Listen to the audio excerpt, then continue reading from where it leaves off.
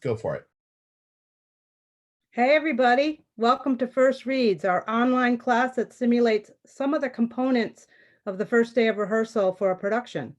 Today, we're tackling Coriolanus in a modern verse translation by Sean San José. I just got the stats. 103 of you were waiting for this in great anticipation. It's just awesome. Welcome. My name is Dr. Louis Douthat. My pronouns are she, her, hers. I'm speaking to you from Ashland, Oregon, and I'm playing the role of your professor. Those of you on live stream are playing the role of students for this class, and today I've invited a company of theater artists, and it does take a company to put on a play, to our class as my guests to replicate the discussions and reading that would happen on that first day.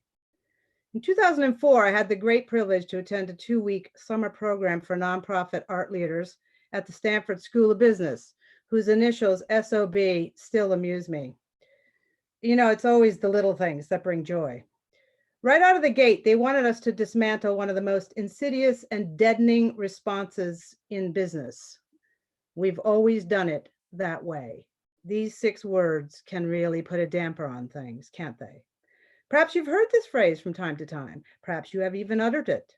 After 25 years of working within a large institution, I heard it several times a day. Even with the great opportunity I've been given to form new habits with a new company. And why did I think it was a good idea to form a new company in my 60s? I don't know. But the calcification that comes from a constant drone of, we've always done it that way, is a hard nut to crack. The theater business changed irrevocably about a month ago, as did our personal lives. We're not alone with these struggles, of course, but the nature of live theater has certainly been a topic of conversation, the live part particularly. We will not be the same once the world is back open for business. There have been some recent studies about how trauma can be passed down generationally through DNA. Within a generation, or some 25 years, we're facing our 3rd big trauma, aren't we? First 9/11, then the Great Recession of 2008, and now a pandemic. What will we carry forward from all this? How will we make sense of it? Historically, traditionally, conventionally, it has been artists who have provided the bridge from reflection to action. Every social revolution comes about because of a change in form, not in content. If you think about the American Revolution, it was a fight for a change in government. So form is the great experimenter, and we couldn't have more kinds of form to use today. Many of our theater colleagues are wringing their hands on what to do because we can't gather together in a room to witness a bunch of other people who have been gathered for the purpose of telling us a story. We've been told that that is the definition of theater. We've always done it like that. Maybe. But the principles of theater extend far beyond one type. Netflix had its best quarter ever. Theater is being made all the time. We will get back together again, and we will hug again. Well, okay, maybe not me, I'm from the Midwest. But I predict that we will share stories together again around the campfire, and I mean that literally and metaphorically. But if we want the business of theater to survive, we have to adapt. Adaptation is biology's trick to survival, after all. And I think in the next 2 years, we're going to see many experiments using digital and other technologies as part of the theater making. Not just how to disseminate and share with audiences. An audience of one is still the opportunity to make a case for assessing a situation with a point of view, which is what plays do. I chose Coriolanus for this series because I wanted us to hear the rhetorical arguments. I wasn't really thinking about the challenges that the 2-dimensional medium known as Zoom would create. Think about all those crowd scenes. My assumption going into this first read series was that the comedies would be the hardest to project through the laptop. But because we needed the joy, I scheduled them anyway. And they are proving to be the most successful. The reason why I thought the comedies would be hardest is because they seem to require physical bits. Physicality is built into those plays, as actress Ceci Fernandez pointed out a few weeks ago when we were discussing Love's Labor's Lost. And I thought the rhetoric and the histories and tragedies would be easier to follow if one wasn't distracted with other objects, which is, of course, the play-on effect in essence. Cleaning up some of the rhetoric to make it clear for us in the moment of hearing seemed to lend itself to those plays. However, what we're finding is that there's plenty of oral delight in the comedies without the need for funny noses and obscene gestures. All Shakespeare's plays have a physicality built into them. If you are like me and struggle with reading them, I suggest you read them out loud as I do, because the energy that's been built through the poetry and the dramatic action pops out when you unleash it through speaking it. In Coriolanus, we'll get plenty of rhetoric, but good golly, this play has a kind of grand epic spectacleness about it. I suddenly have an even greater respect for the theatrical device in Henry V when the prologue asks us to imagine the battles. The thing is that Shakespeare never relied on that "we've always done it that way" philosophy. Every one of the plays is a bit different. Coriolanus has always struck me as the Braveheart in the Shakespearean canon. The pressure will build up as we read along, and at some point, I feared that the laptop presentation would be inadequate to frame the arguments. So I woke up on Monday morning worrying about this. I've been emailing Sean since last week because even with the cuts that he made for the reading last summer in New York, it was going to be a long night's journey into day. Choreo isn't the longest play. Hamlet gets that nod, and then Richard III. There seems to be some debate about which is the third longest, Choreo or Troilus. I'm not sure that it matters. It's just, suffice to say, even cut, it's a damn long play. And I felt like we would be overstuffed by the end of the day. My Irish grandmother used to say, "I'm full up to here, Louis." One of the aspects of rehearsal is that it gives the actors time to develop those muscles, to physically perform the play. And Shakespeare requires a lot of physicality from the actor. So in the spirit of not doing what we've always done, we're going to read the first 3 acts of this translation. And even at that, it will still require 2 snack breaks. Do I detect some disappointment? Or is that relief? Or a bit of both? Always leave them wanting more is the motto I have stolen from P.T. Barnum. The person this decision affects the most, however, is Ray Porter, who graciously agreed to read the role of Aufidius. And it's in Acts 4 and 5 that we really get to know that character. I've already apologized in advance to him about this. Because in preparing the script for this reading, I noted that Sean cut 3 scenes in the first act. They aren't long scenes, and I understand why he thought we didn't need them to understand the whole play.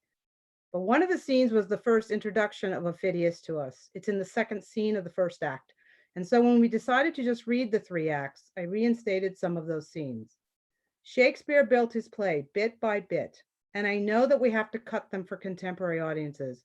But when we cut at the beginning, we are cutting information that is disproportionately important, and we sometimes never catch up. That said, I've used many of the cuts that Sean had for the reading last summer, as well as some rewrites that he has done since then. So this is a brand new script to everyone today, including Sean. I was listening to Jefferson Public Radio this morning, our great local NPR station, and was reminded in a talk about a composer's work that music from the past that we know and love today was new music once. And like plays, and especially like Shakespeare, their newness was about form. Just a hunch. Anticipating that some of you will be so enwrapped by hearing the first 3 acts that you'll want to know how it comes out, Sean has graciously given us the permission to share his translations of Acts 4 and 5 with you. And the cool thing is that we have preserved it in a side-by-side comparison with the Arden edition of Shakespeare's play, so you can pore over Sean's choices. To explain how this is all going to work, I want to introduce you to Taylor Bailey and Kelsey Didion, who are pulling all the levers to make this Zoom Sphere event happen. I imagine them a little bit like the wizard in The Wizard of Oz as they toggle back and forth between the Zoom and the live stream. Taylor and Kelsey, the screen is yours. Hi, thanks, Louie. Kelsey and I will be running things behind the scenes today. For all you live streamers, we hope that you'll participate in the live chat function on YouTube. Yes, we'll be keeping an eye on the chat, and we'll be bringing your questions and your comments into the discussions that we'll be having today. So let us know what's coming up for you as you listen and what questions you may have, and we'll bring those into conversation with our artists. Thanks to the generosity of the HITS Foundation, we are proud to provide an honorarium to everyone involved in First Reads. If you would like to contribute to the well-being and payment of artists in these unprecedented times, we have a couple of suggestions for you. The Dramatists Guild Foundation provides emergency financial assistance to individual playwrights, composers, lyricists, and book writers in dire need of funds due to severe hardship or unexpected illness. Their requests for grants have spiked due to COVID-19.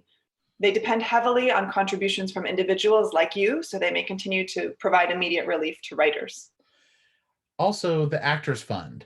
Since March 18th of 2020, the Actors Fund had distributed emergency financial assistance to more than 2,800 people in our industry. This money is helping people cover basic living expenses such as food, essential medications, utilities, and more. To make donations, we are putting the links to these organizations in the description on YouTube, and they can also be found at playonshakespeare.org/firstreads. Thanks, everyone. Back to you, Louie. Thank you too. Break a leg. We've always said that too. Okay, now the rehearsal is going to begin. We'll have some introductory remarks from the creative team. Raphael Massie, who is playing the role of the director. Sean San José, the translator, will speak a little bit about his process, and perhaps he will talk about why he chose this play. I want it on record, he chose this play. Martine Kei-Green Rogers, who served as the dramaturg on the festival reading last summer, and will say a few words. She will pass the baton to Rebecca Clark-Carey, head of voice and text at the Oregon Shakespeare Festival, and a surprise addition to our creative team today. She will talk briefly about what she would contribute to the proceedings. Then Raphael will invite the cast to ask some questions before we jump in. There may be questions about the text. Raphael will talk about some conventions. How are we going to stage those battles? We're going to have a little discussion about that. Rebecca will provide some guidance for pronunciation. You try and say Meninius. Yeah, you try that. Then the cast will introduce themselves and say what parts they're reading, where they're from, and then we will launch in to the reading. We will pause at the end of the first act for a discussion and a 10-minute break. And then we will jump in and read Acts 2 and 3 and have a break after that, discussion and a break for the day. So I hope you enjoy this reading of Coriolanus in a modern translation by Sean San José. Raphael? Thank you, Louie. Thanks to Louie, Taylor, Kelsey for including me in this educational experience. I'm so excited to be here. Thank everyone for tuning in. I'm really excited to hear this play. That's what I'm most excited about. This is one of actually the few Shakespeare plays that I've only ever read. So hearing it out loud for the first time, I always discover more than I would from simply reading it. New things come up as the words get filtered through the actors' bodies. And I learned so much from listening to the play as opposed to just reading it. One of the things that I always listen for initially is what characters say about other characters from a descriptive standpoint, how they describe other characters, and additionally, how characters describe themselves. I think that gives me a good jumping off point and some insight to what these personalities and relationships might want to be as we move through the rehearsal process. So hearing the play is everything to me, and I'm really excited for that aspect of things. And also to Louie's point about the rhetoric and conversation, this place feels so relevant right now, particularly how conversations can sway audiences one way or another. And we'll see throughout how the rhetoric and the discussion, sometimes it works and sometimes it doesn't. So that's another thing that I'm listening for, and just happy to be here, happy to be working with all these wonderful artists and ready to get rolling. So now I'm going to turn it over to Sean San José, who's the translator for Coriolanus. Good afternoon. Thank you for asking me on, Louie, and really thrilled to be in this virtual room with all these great artists. Excited to hear what we get to hear today. I am reporting live de San Pancho de Califas de Aztlán, which is to say I am in San Francisco, California. I always wanted to say that. I'll try and keep it brief. Dr. Louis, so amazing.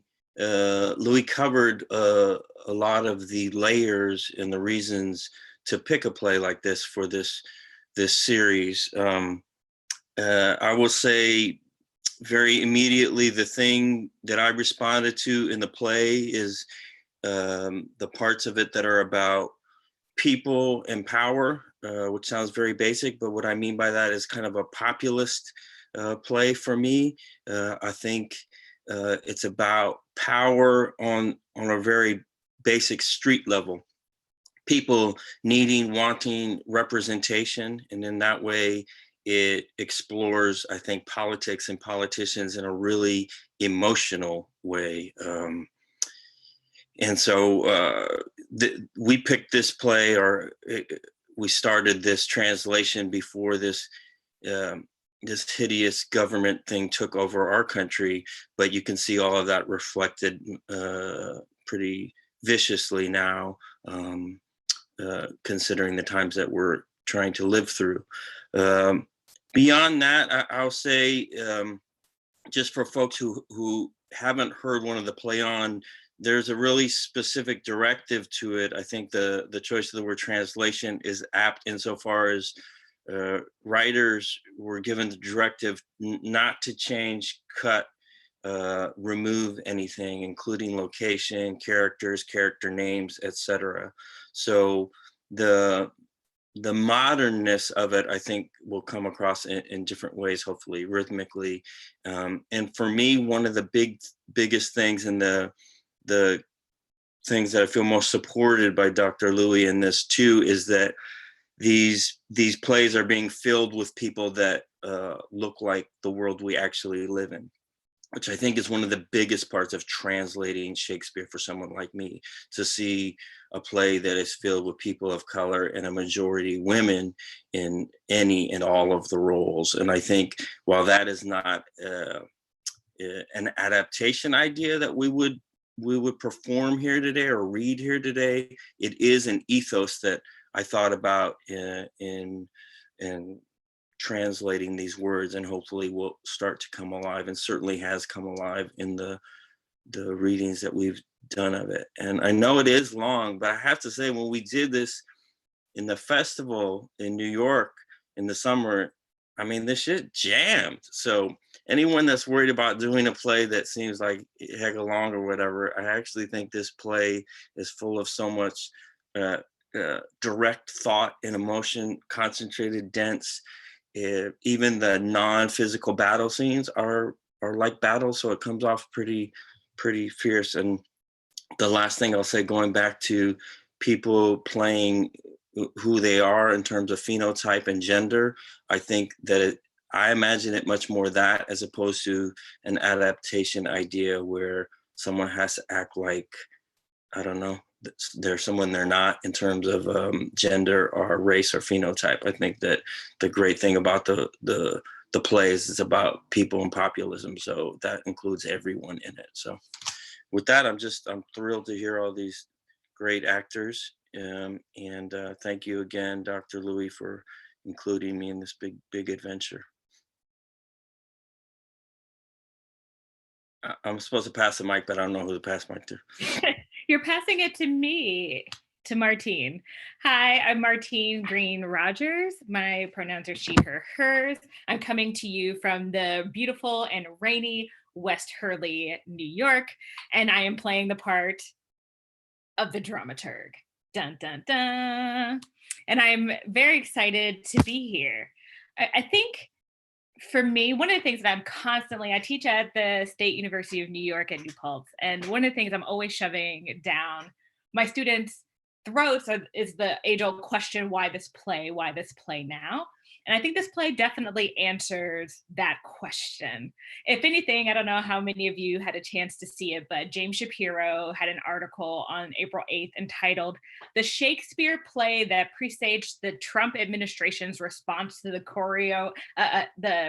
I always trip up in terms of saying it, it's the COVID-19 pandemic."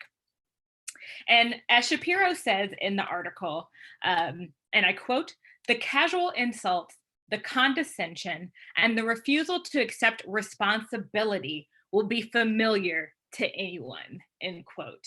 And I think that is one of the things that we will end up having, or at least I hope we'll have some really interesting conversations about. I mean, this play has all the politics of history plays, so the corn shortage leading to the people's upset, with just straight up Aristotelian tragic shenanigan twists.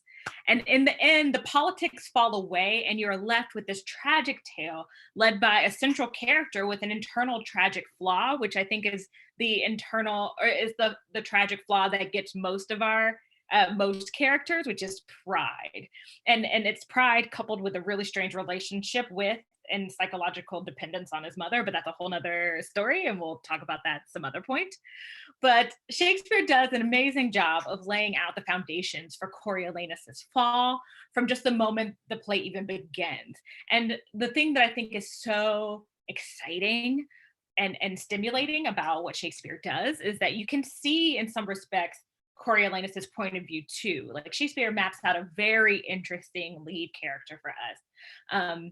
And I think any person might, even if you don't agree, you'll understand why Coriolanus gets frustrated in the way that he does.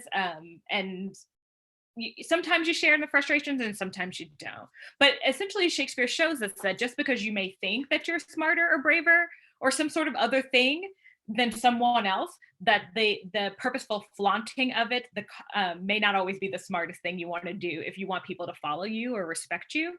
And Coriolanus's bluntness is such a fault that doesn't necessarily endear him to people even when he's right. And I think the thing that's exciting and interesting about that is how we see the politics of just people come out in this.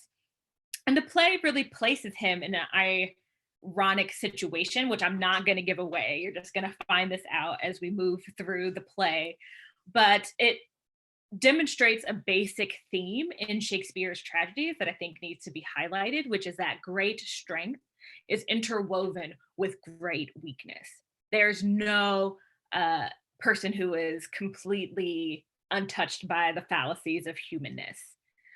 And just to give a little rough thing like dramaturgs like to do, as I like to do, the principal source for Coriolanus was Plutarch's Lives in the Thomas North's translation. And it's a little difficult to determine when Coriolanus was written. Some people estimate the range to be anywhere from 1603 to 1612. Most scholars favor 1605 to 1609 for different reasons, including allusions in Ben Jonson's play and other literary sources.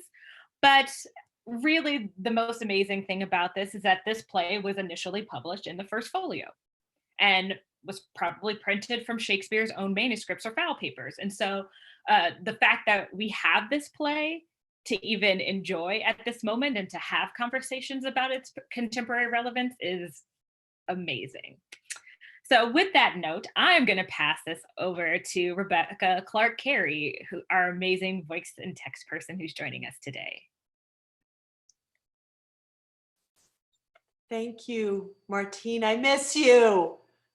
I miss you too. So much. And thank you, Louis, so much for inviting me to join in this. I thought I'd just tell those who are listening a tiny little bit about what a voice and text director does on a Shakespeare play, and then what I'll be doing specifically today. I am a resident voice and text director at the Oregon Shakespeare Festival. My pronouns are she, her, hers, and I'm joining you from Ashland, Oregon today. When I work on a Shakespeare play, I operate in a couple of modes. One is focused on the voice. I work with actors to help them make vocal choices that are going to serve their own vocal health, that are going to serve the specific characterization and the character's intentions in the moment, and also vocal choices that will serve the audience and help them to hear and understand what's being said. And we work very collaboratively and creatively to try to bring all three of those strands together so that they are reinforcing each other, not being separate balls that have to be constantly juggled. I also work with them on the text, and that runs alongside the voice work. They influence each other a lot. And again, we work very collaboratively, the director, the actors, and I, to try and climb inside the language of the play, to try to uncover the internal logic of the grammatical constructions, of the vocabulary choices, of the rhythm, to find how that logic makes the things that are said and the way they've said feel inevitable to the speaker, because when they feel inevitable, then the speaker can commit to them with a very vital energy that you just can't if there are lingering questions about, but why this way, why this word now? So we become forensic in our investigation. And again, work very creatively and collaboratively to try and weave a narrative that makes sense of the language. One of the things I also do is I carry around the pronunciation guide, and I am a resource to the actors for pronunciation questions, for, again, helping find the angle, the way of hearing a word, the way of understanding a word that makes it easier to implement particular pronunciations as we have chosen them, so that it's not a constant worry, so that it is integrated into how we think about and approach the utterance in the moment.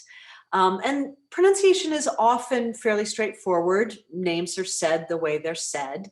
In English, my name is said Rebecca, not Rebecca. So the guide takes us a certain distance in finding what those correct parameters are, but sometimes there's room for conversation, particularly when we're talking about Latin names. There's what we've pieced together as classical Latin, but there's also Church Latin, which was used a lot in Renaissance England. There's the evolution, the evolving I'm running up against my dyslexia, Anglicization, bringing these pronunciations into English that was happening at that time. So certain scholars think, well, Shakespeare would have been familiar with this pronunciation, even though it's not the classical Latin pronunciation. So those are all conversations that come up sometimes in the course of a first read through, sometimes as we get into scene work. Issues of scansion and rhythm. Shakespeare's language generally follows up a bump, a bump, a bump, a bump, a bump kind of rhythm. And sometimes names will get squeezed a little bit to make them fit into the rhythm. For example, in the play Romeo and Juliet, Juliet's name is given in the meter of full 3 syllables, I think 5 or 6 times in the play. Most of the time it's given 2 syllables, Juliet, which is actually true to how people speak. Very rarely would you say, Juliet, may I borrow your book? You'd say, Juliet, may I borrow your book? Working in the play-on translations, the rhythm's a little bit different. So just because something was 3 syllables in Shakespeare's or 2 syllables in Shakespeare's doesn't necessarily mean that in that line, the name's going to be pronounced the same way. So if we were building a production of this play, we might have conversations about, is there a reason why you want to barrel through the name and get to that? I want to borrow that. Or is there a reason why you want to linger in the name a little longer? Juliet. And that will come up with a number of these names. And again, those conversations sometimes happen in first read, sometimes happen much farther down the line, but I'm on hand to participate and help sort it out. So that's me in a nutshell. Thanks. I forgot who I'm passing it on to. It's me. Yes, thank you. Thank you, Rebecca. We had a fun exchange, she and I, yesterday, 6 feet apart. We were sharing a book in her driveway. It was very fun. It was lovely to see you live as well. So listen, I think what we should do is I would love Raphael and the creatives to kind of no, I'm not exactly sure. I think that maybe we should invite questions from the cast now about sort of, are there any text questions or any pronunciation questions that people have. So we could just sort of do that little piece of housekeeping, as we say, first, and then we'll introduce all the actors, and then we'll jump right in. So has anybody, any of our cast got a question to ask Rebecca or Martine or Sean or Raphael about how we're going to proceed? This is Amy. I have a question. Oh, Go for it. Danaya, go ahead, Danaya. Oh, no, sure. Are we saying volci and volcis or volches? Great. Volce. That is a super interesting question.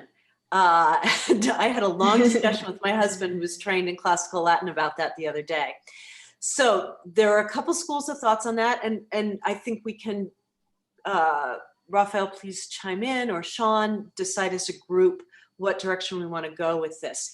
If we're talking about classical Latin, the SC combination becomes a sk. So you would say volske for the singular, or volskis for the plural. If we're talking about Church Latin, it would be volsch for the singular and volsces for the plural. And if you're talking about anglicized Latin, then you're going to stay with the, as in science, we don't say science, we say science. You'd go with valses and valshes. Vols for the singular and valses for the plural. So you've got anglicized, you've got classical Latin, you've got Church Latin. I have my secret favorite, but I'll throw it out there for other people to say what they think. Rebecca, sorry. Hi, Rebecca. Hi, I miss you too. I miss you too. What is your favorite? Okay, my secret favorite is with the ka. I like the k, the bite of it. So the classical Latin, which the singular would be valske, valske, and the plural would be valskis, valskis. Valske, singular, valskis, plural. And I like the bite of the ka. It just appeals to my ear. Yeah, yeah. I was a little partial to the I think it was the Anglo, the last one. Pulse. However, I'm happy to poll the actors and do what makes everyone happy, as long as we pick one and we're just kind of consistent across the board.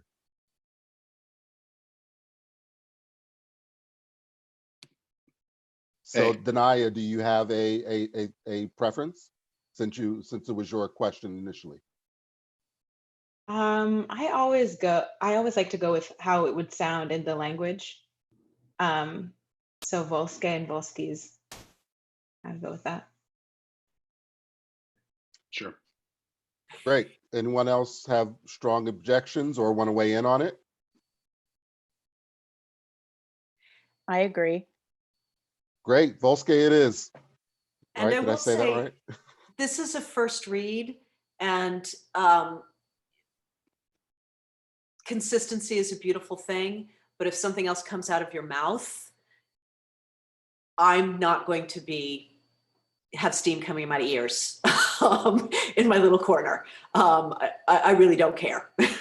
Absolutely. I want to lift that up a little bit too. Like, you know, whatever happens, we pick one, but whatever happens, happens.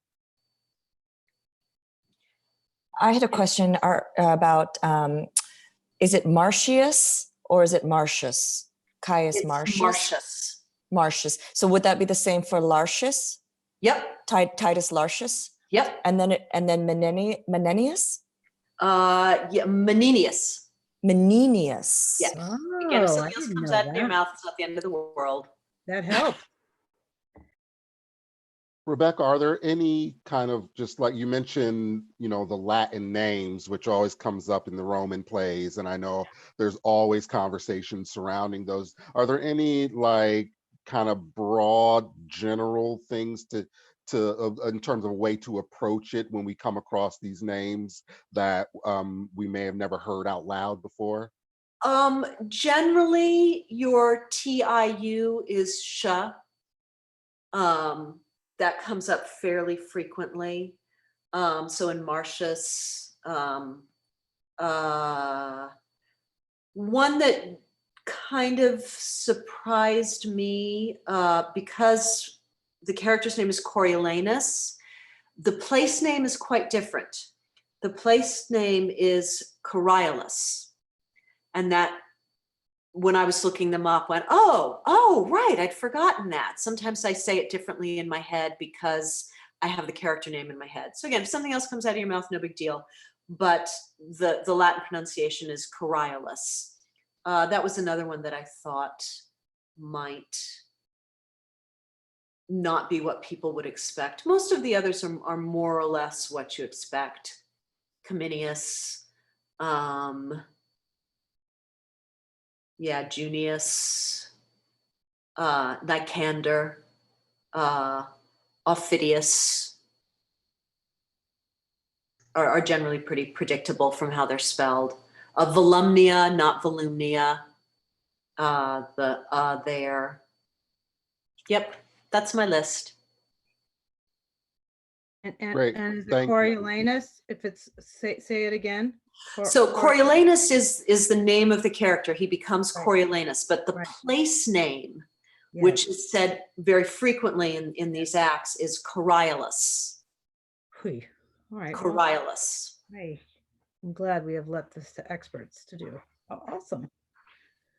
This is great. This is great. Why don't we jump in and see what kind of a oral schmear we make of all this? Okay. So I would love for the actors to introduce themselves, and then we will end with Kelsey as Stringer, and she will take us into the reading. Enjoy, everybody. See you on the other end of the first act. Hello, I'm Amy Kim Waschke. My pronouns are she, her, hers, and I'm playing Volumnia and Senator 2.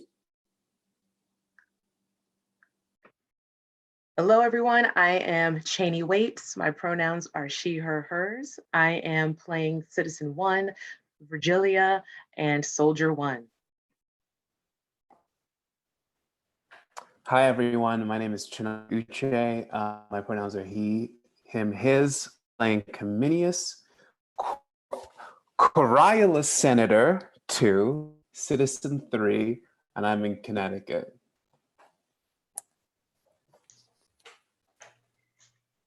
Hi, everyone. I'm Danaya Esperanza. I'm playing Caius Marcius, Coriolanus.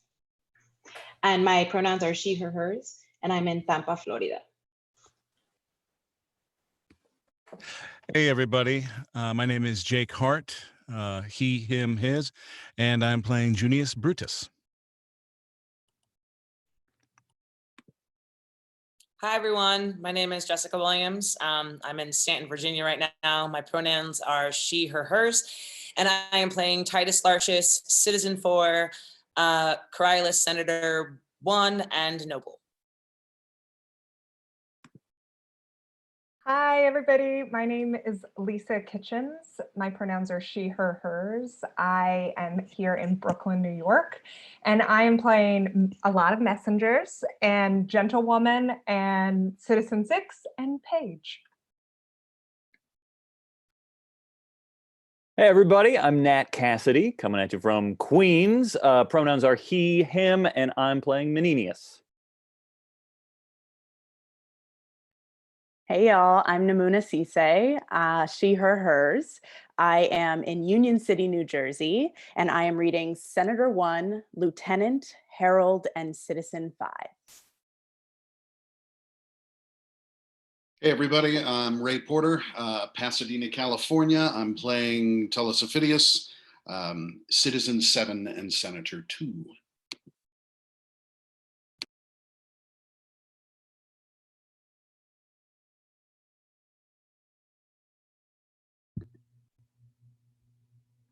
Hi, My name is Sofia Gomez. I'm coming from you from San Diego, and I'm playing Valeria, Soldier 2, Soldier 1, Officer 2. Hi, I'm Ryan Benson Anderson, Queens, New York, pronouns he, him, his, and I'm reading Sicinius.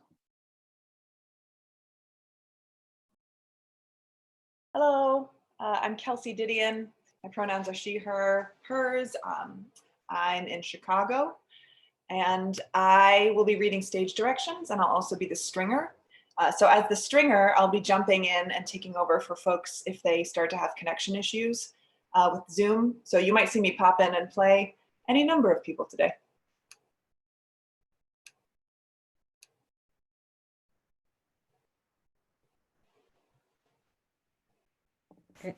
Yeah, and Kelsey, you want to just lead us in then?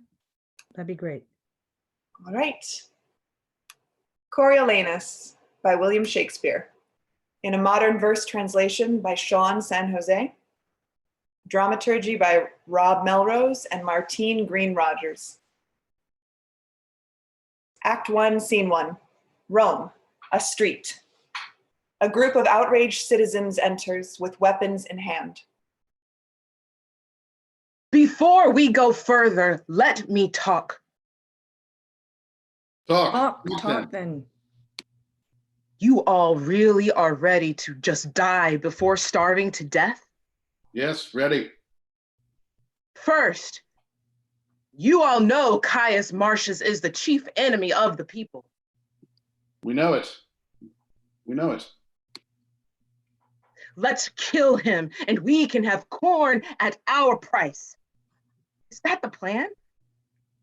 No more Is talking. that a plan? Let's do that. Let's go, go.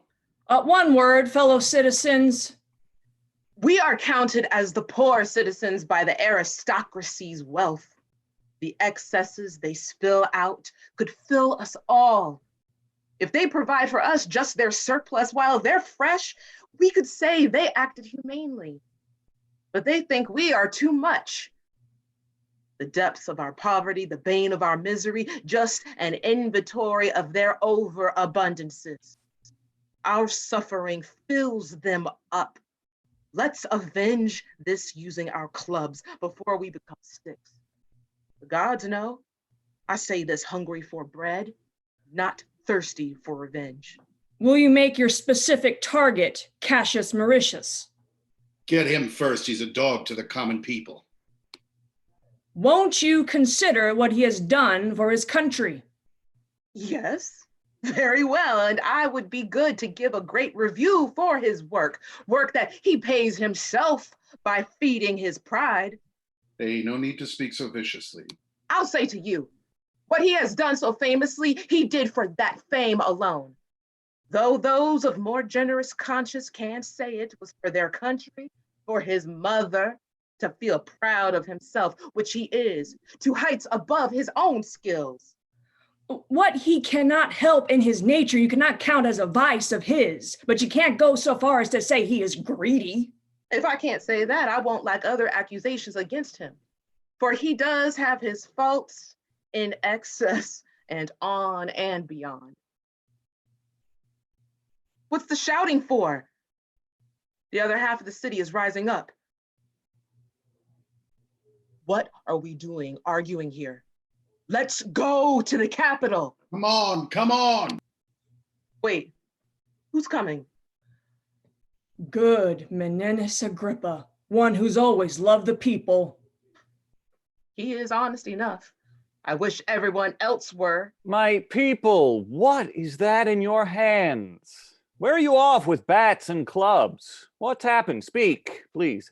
Our business is known by the Senate. They've had ideas recently about what we intend to do, and now we will show them in actions. They say poor people have strong breath. They will find out we have strong arms too. Now, fine folks, my good friends, my honest neighbors, will you do yourself in? We cannot, man. We are already done in. Friends, all giving is taken by the rich.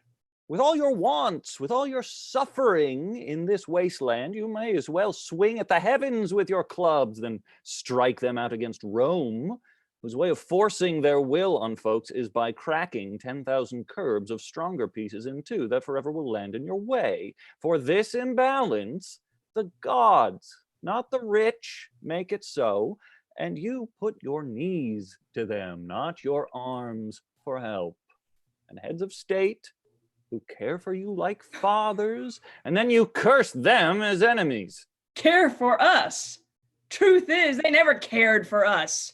Make us suffer starving. Every day repeal any wholesome act against the rich and provide more piercing statues daily to chain up and restrain the poor. If the wars don't eat us, they will. And there's all the love they bear us. Either you must admit that you are full of malice or are plain reckless. I will serve you a story that fits. Maybe you heard it, but it tips the scale, so I will venture to weigh it again. Well, I'll hear it, man. Yet you mustn't think to pawn off your shames with a story, but if you wish, speak. There was a time when all the body's parts rebelled against the belly, then accused it, and just like a gut, it remained the body's idle and inactive, always hoarding the food, never giving effort like the rest, while all the other organs all did see, hear, devise, instruct, walk, feel, and participating all together, they gave care to the appetite, and all shared affection for the whole body. The belly answered. Well, then what did the belly answer? Well, here I will tell you the kind of smile that had never come from the guts. So, but now you look, I may make the belly smile as well as speak. It taunted its response to its bothered partners, the mutinous organs, who wished for what he received. And nevertheless, you all vilify our politicians, for they are not like you. Your belly's answer. This. The king crowned head, the vigilant eyes, the counseling heart, soldiers in the arms, and horses are our legs, the tongue our trumpeter, and fortifications and small supports helps in this, our building, if they do. What now? Right here, this man speaks. What then? What then? If the greedy seagull belly is held, who is the stink in the body? What then? The other agents, if they complained, what would the belly answer? I will tell you. If you grant a bit of what you have little, patience, you must hear the belly's answer. You're very long with it. Grant me this, friends. It was your own belly who's deliberate, not rash like his accusers, and so answered. True is it, my incorporate friends, he said, that it's I receiving all the food first which you all live on, and right it is so, because I am the storehouse and the shop of the whole body.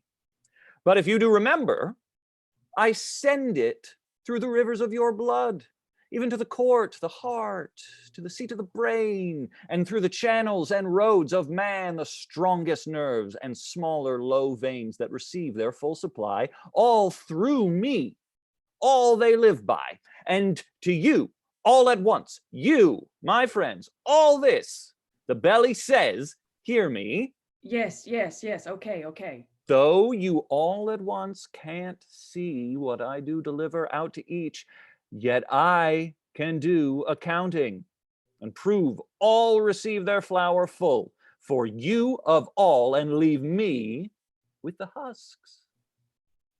Now what to say? It was an answer. What does it give you? The senators of Rome are this good belly, and you, the mutinous organs.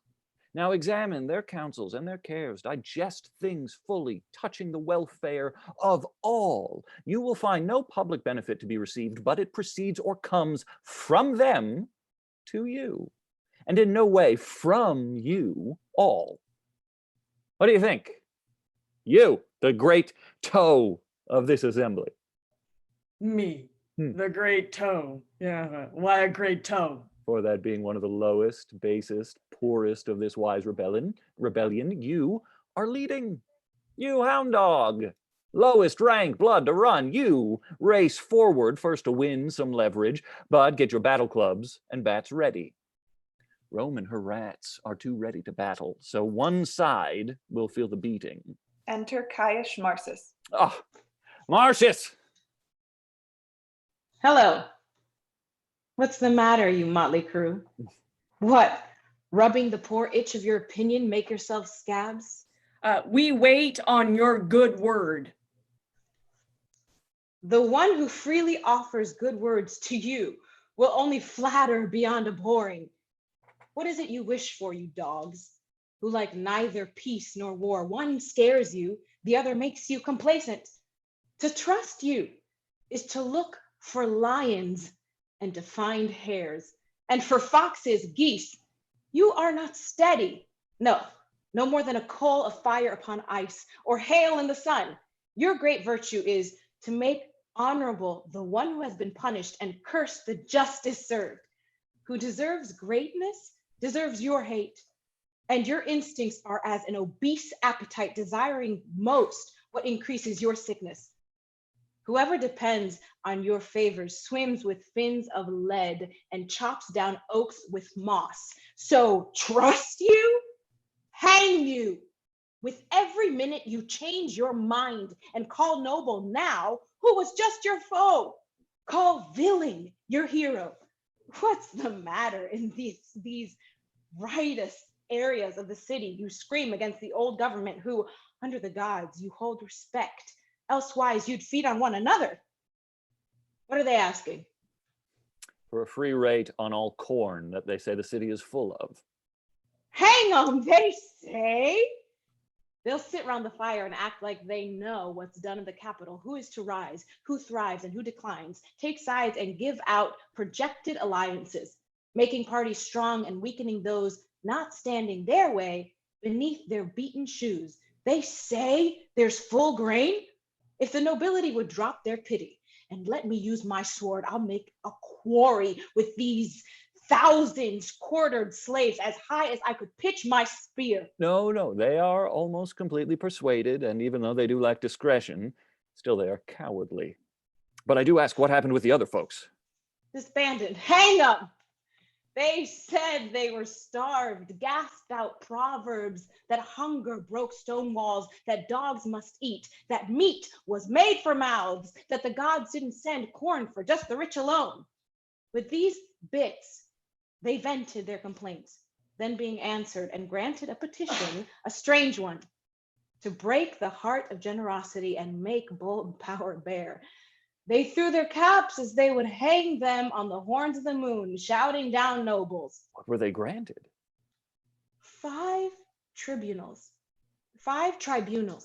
to defend their crude minds, whomever they choose. One's Junius Brutus, one's Sicinius Velidus, all I know. Gods, the rabble should have torn open the whole city before overcoming me. It will in time win more power and build greater debates for insurrection's case. This is quite strange. Enter a messenger hastily. Where's Caius Marcius? Here, what's the matter? The news is, sir, the Volskis are armed. Happy to hear. Then we'll dump upon them these filthy unwanteds. Look, our elders. Enter Sicinius Velutus, Junius Brutus, Cominius, Titus Lartius with 2 senators. Marcius, it's true. What you've just now been told, the Volskis are armed. They have a leader, Tullus Aufidius, that will put you to it. I sin in envying his nobility, and if I were anything but who I am, I'd wish I were him. You have fought each other. Were half the world against the other half, were he on my side, I'd revolt, if only to make war with him. He is a lion that I am proud to hunt. Then, eager Marcius, head now with Cominius to these wars. It is your stated promise. Man, it is. Yes, and I'm consistent. Lartius, you will then see me once again strike Tullus' face. What, are you frozen, standing outside it? No, Caius Marcius, I'd lean upon one crutch and fight with t'other than leave this battle undone. Oh, true breed. We will accompany you to the capital, where I know our best allies will greet us. Now to your homes, be gone. No, let them follow. The Volskis have so much corn. Take these rats there to gnaw at their grains. Noble mutineers, your hunger puts you in line. Please follow. Was there ever a man so bold as Marcius? He has no equal. When we were choosing judges for the people. You noted his lip and eyes. No, just his taunts. Angered, he will even scoff at the gods. Mock the modest moon. These wars devour him. He's been so valiant, it's grown his pride too great. Such a being, tickled with good success, scorns the shadow he treads on at noon. But I do wonder, can his insolence endure the command of Cominius? Fame, to the height he aims, the kind he has already graced, cannot be held on to or gained greater than by any less than the top. Because whatever misfires will then cry out of Marcius, oh, if he were in charge. And besides, if things go well, good opinion will stick on Marcius and take Marcius Cominius demerits. Come. Half of Cominius' honors are Marcius, though Marcius did not earn them, and all his faults Marcius will hold the honors, even though he doesn't deserve credit. Let's go and hear how their management is made, and in what ways, more than his individuality, he goes about in this present manner. Let's join them. Act 1, Scene 2, Coriolanus, the Senate House. Enter Tullus Aufidius with 2 senators of Coriolanus. So, your opinion is, Aufidius, that in Rome they know our council's plans and can predict our moves. Don't you think that? That they've been plotting to mount an attack on this state before vulnerable Rome had prepared protection? It's not 4 days since I heard them. These are the words. You got the letter here. Yes, here it is. They have gathered an army, but it is not clear whether marching east or west. The scarcity is great, the people mutinous, and it is rumored Cominius, Marcius, your old enemy, who is hated worse than even you in Rome, and Titus Lartius, a very brave Roman. These 3 lead on this power wherever it heads, most likely to you. Heed this letter. Our army's in the field, we never doubted, but Rome's been ready to answer us. Nor did you think it dumb to not hide your plans while waiting for Rome to show themselves at the right time. And while hatching Rome has been revealed. With this, now, our time is even tighter, our plan to take on many towns. But before Rome can know we're readying. Now, Aufidius, take task. Go quick to your troops. Leave us here to guard Coriolanus. If they camp outside here, counter them by bringing your army. But I think you'll find they're prepared for us. Oh, do not doubt it. I speak with certainty. No more. Some of their forces are ahead already and only coming closer. I leave you now. If by chance we cross Caius Marcius, it's sworn between us we will strike and strike till we can do no more. The gods assist you. And keep you all safe. Be well. Be well. Act 1, Scene 3, Rome, a room in Marcius' house. Enter Volumnia and Virgilia, mother and wife to Marcius. They set them down on 2 low stools and sew. Please, dear daughter, sing, or let us seem more cheerful. If my son were my husband, I would more freely revel in his absence, remembering our last embrace, together in bed where he shows the most love.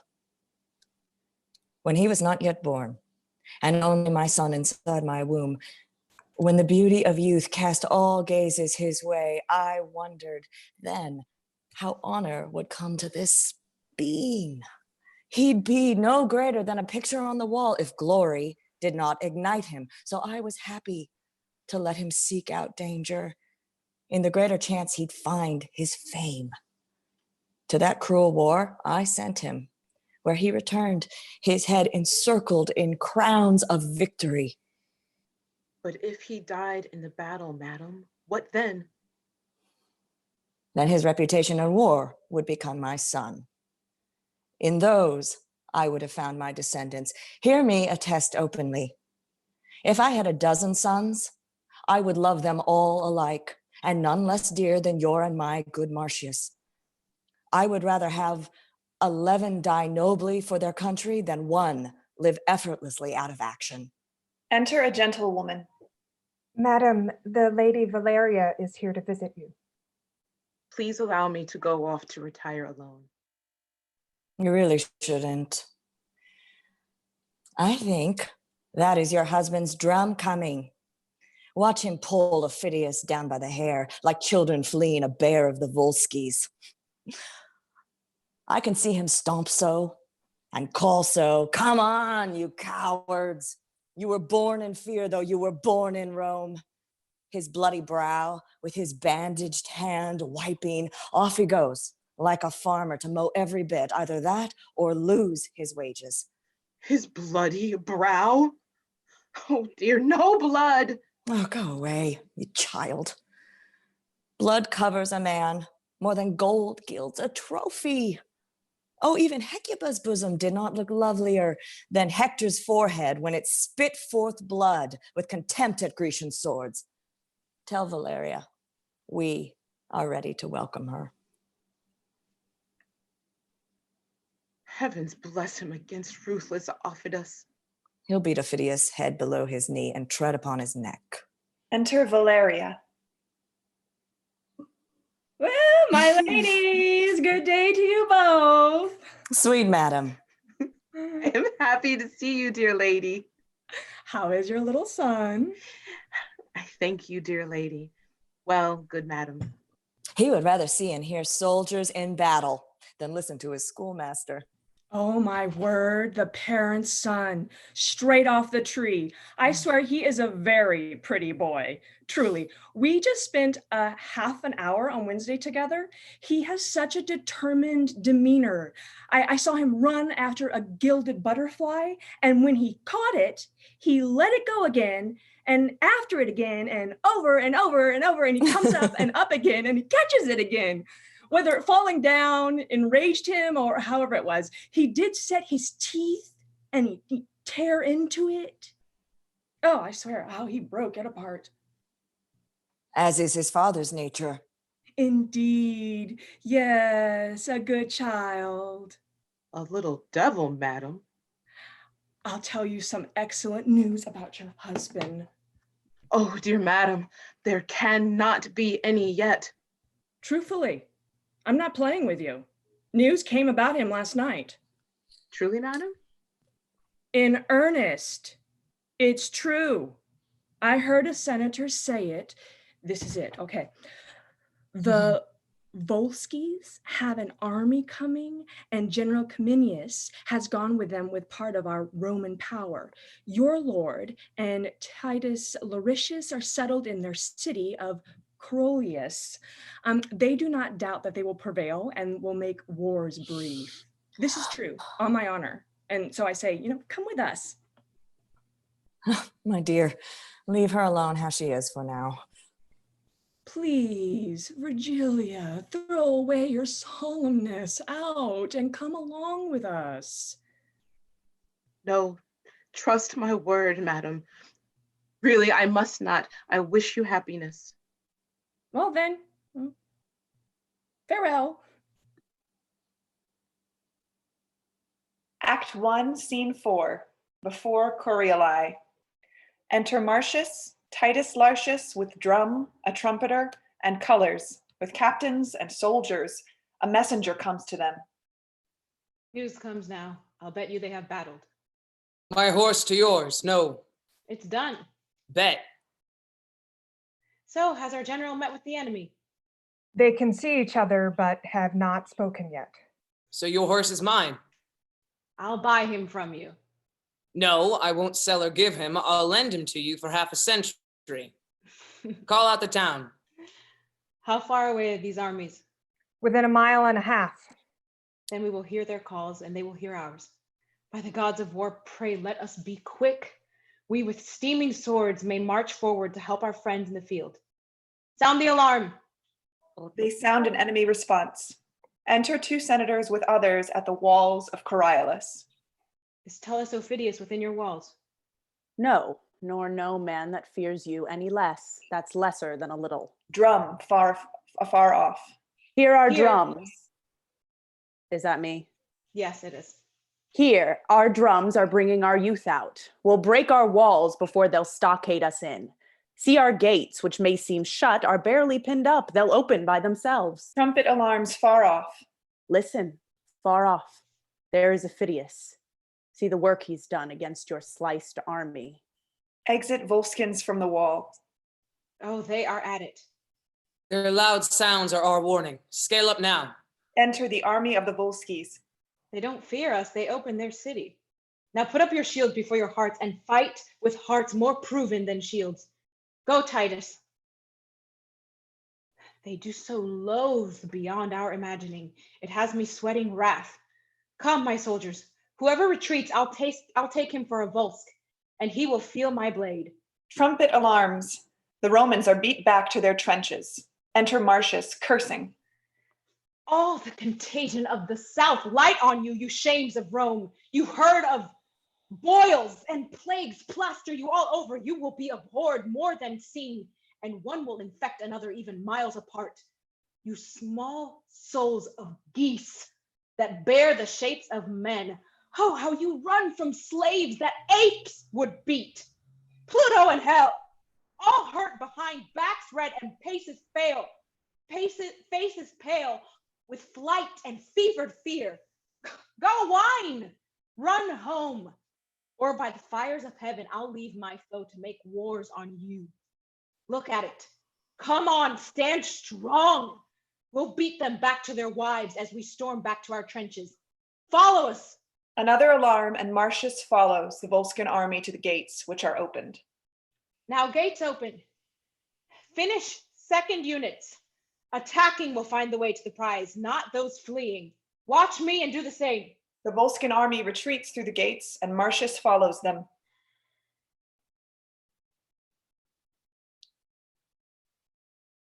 Foolishness. Not me. Not me. Alarms continue. The gates are closed, and Martius is shut in. See? They have shut him in.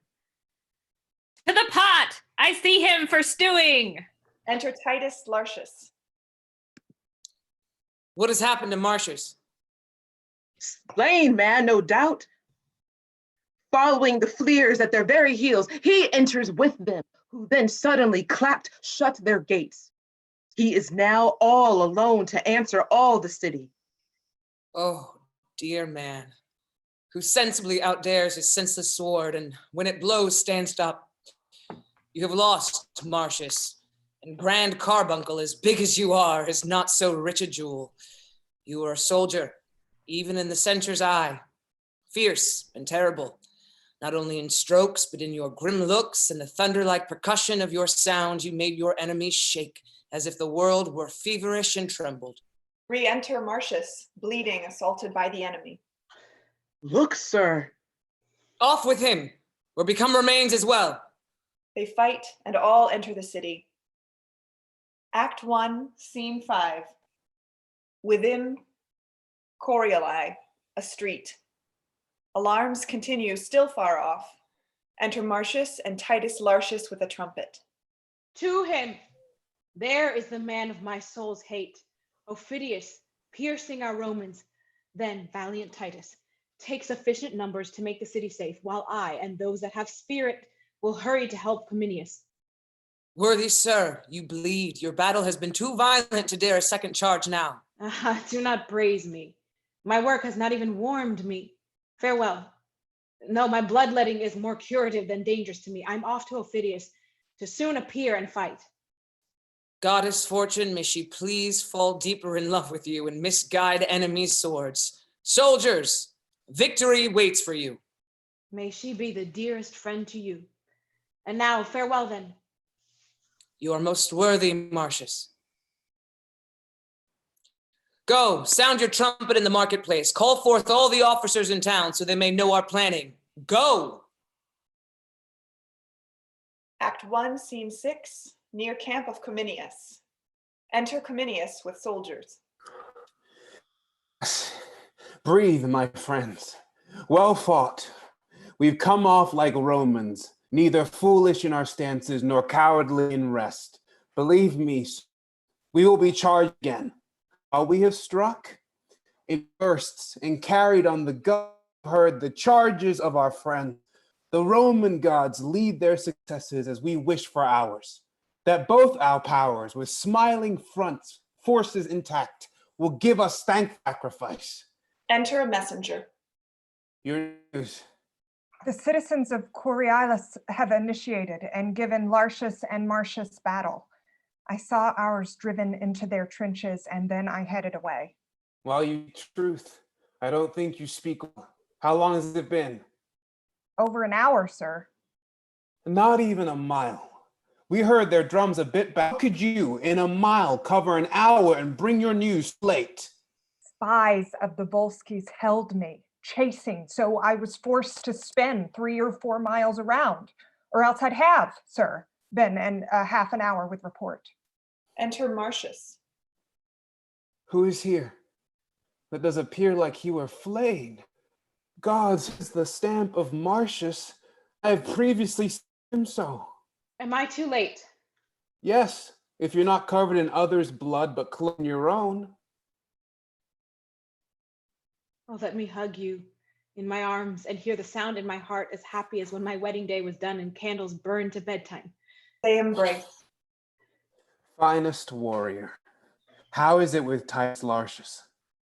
Like a man busied by decrees, condemning some to death and some to exile, ransoming him or pitying, threatening the other, holding Coriolanus in the name of Rome, much like a fawning greyhound in their leash, to let him go at his will. Who told me they beat you back to your trenches? Where is he? Call him here!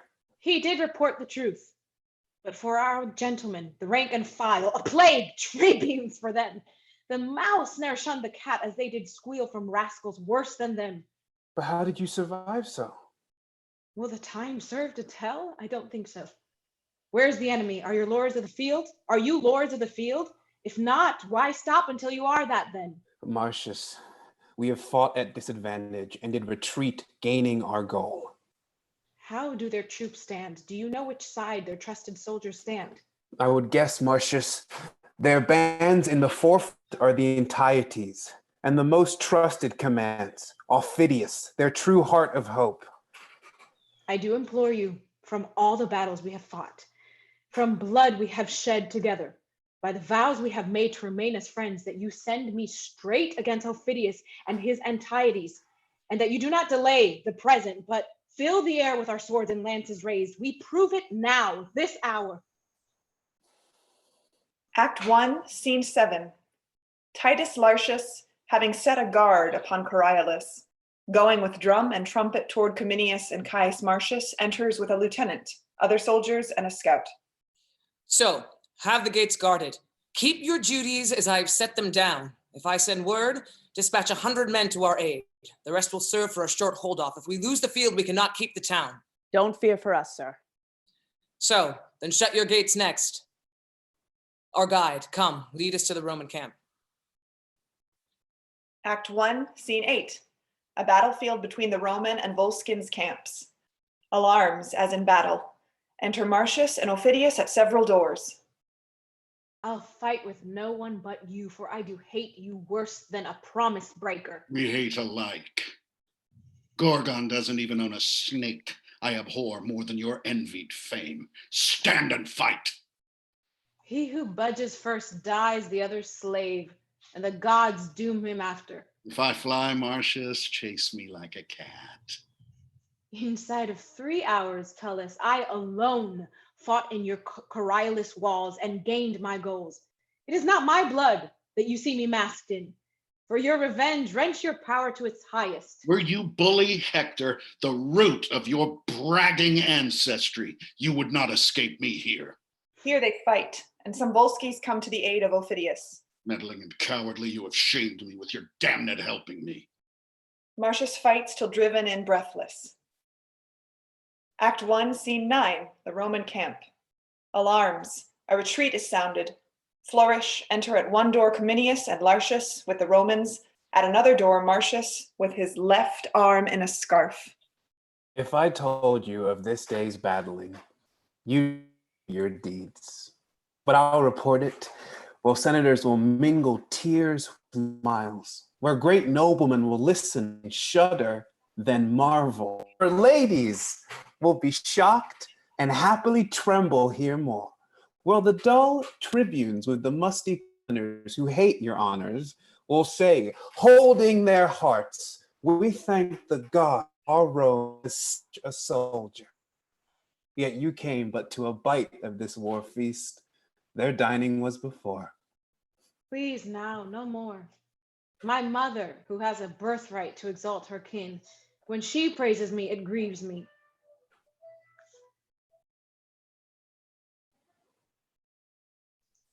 When she praises me, it grieves me. I have done as you have done. That's what I can, inspired as you've been for my country.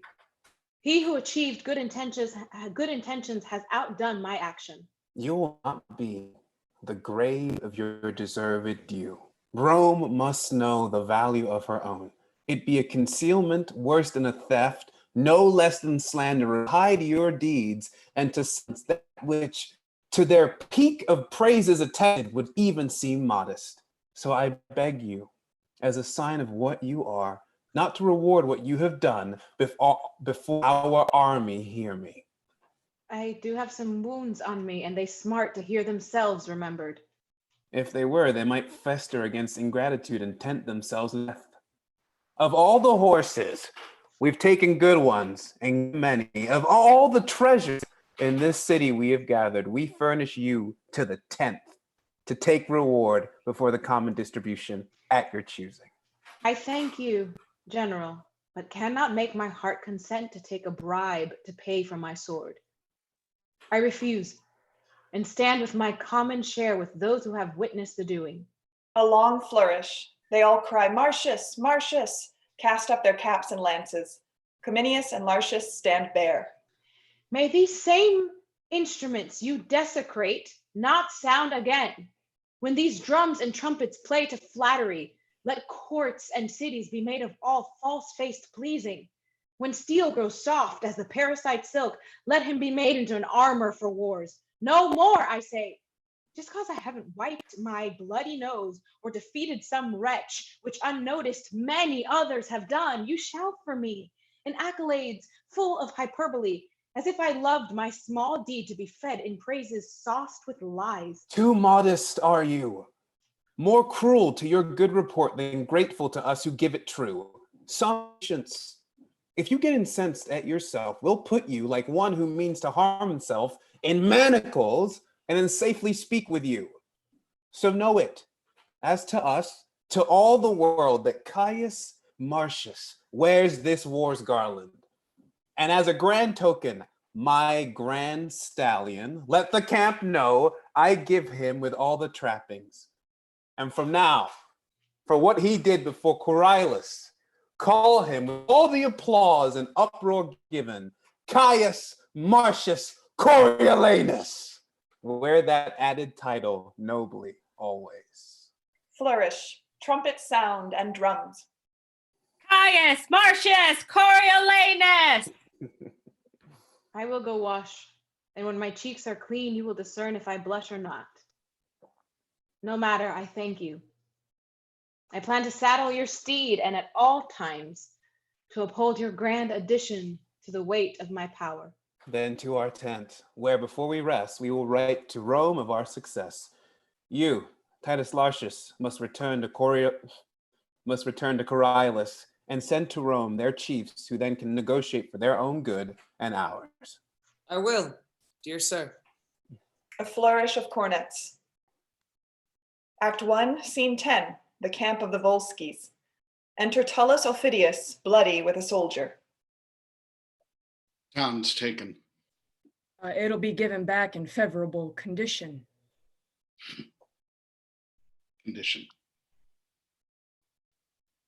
If I were a Roman, but I can't be, being a Volsci, be what I am, condition. What good condition can a treaty find on the side of the defeated? 5 times, Marcius, I have fought you as many times you've beat me, and would do again, I think, if we met as often as we ate. By the forces, if we meet again beard to beard, he's mine or I am his. My desire does not hold the honor it once had, where I'd wished to crush him, sword on equal ground, true sword to sword. I'll steal from him some way, or wrath or craft will get him. He's the devil. Bolder, not so subtle. My bravery's poisoned, eclipsed only by him. For him, it'll fly out of itself. No sleep, nor sanctuary, be bare sick, no temple, nor capital, the prayers and priests, nor times of sacrifice, bands all full of fury, will lift up their rotten privilege and custom against my hate for Marcius. Wherever I find him, at home, under my brother's guard, even there, against the law of decency, I would wash my fierce hand in his heart.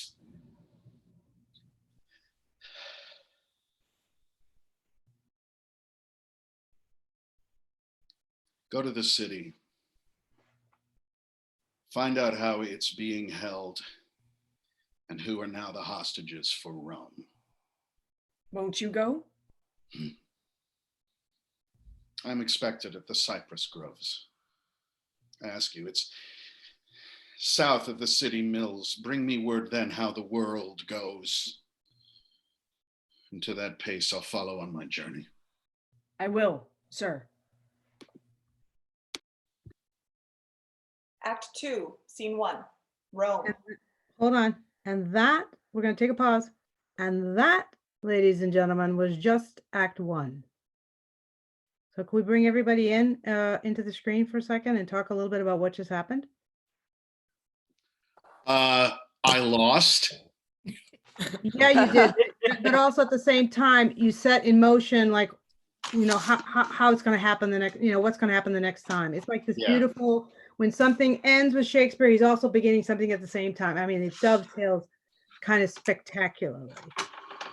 And so this act is kind of like one big kind of movement in a way, right? And certainly shows our limitations with Zoom. Thank you, Ray and Martine, for jumping in as all. I mean, we can't get that sort of like crowd shouting going on, which is also part of the energy of this first act too, right? Are you saying that my voice wasn't loud enough for a crowd? No, you're yeah. No, I'm not. You did great. It was awesome. But I'm just, you know, I'm just saying it's like it's part of the energy that gets released, right, in the play.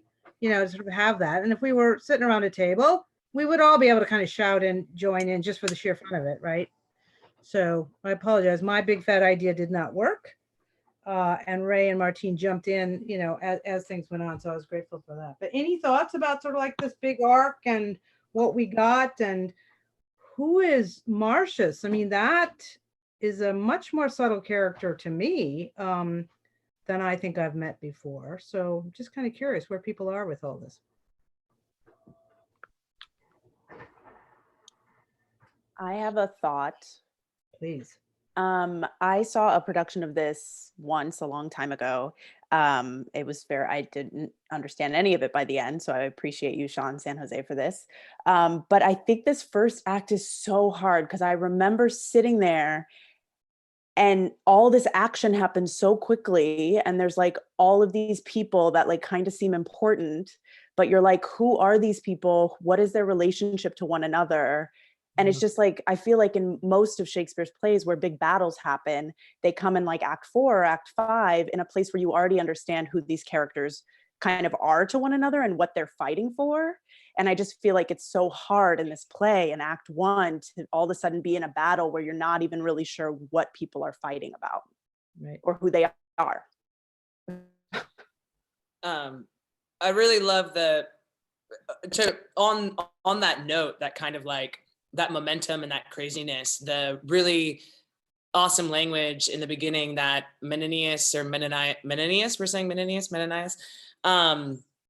explains about the people and the populi being the body. So we have this like comparison to like the belly and the human body and like the digestive system. So it almost seems like it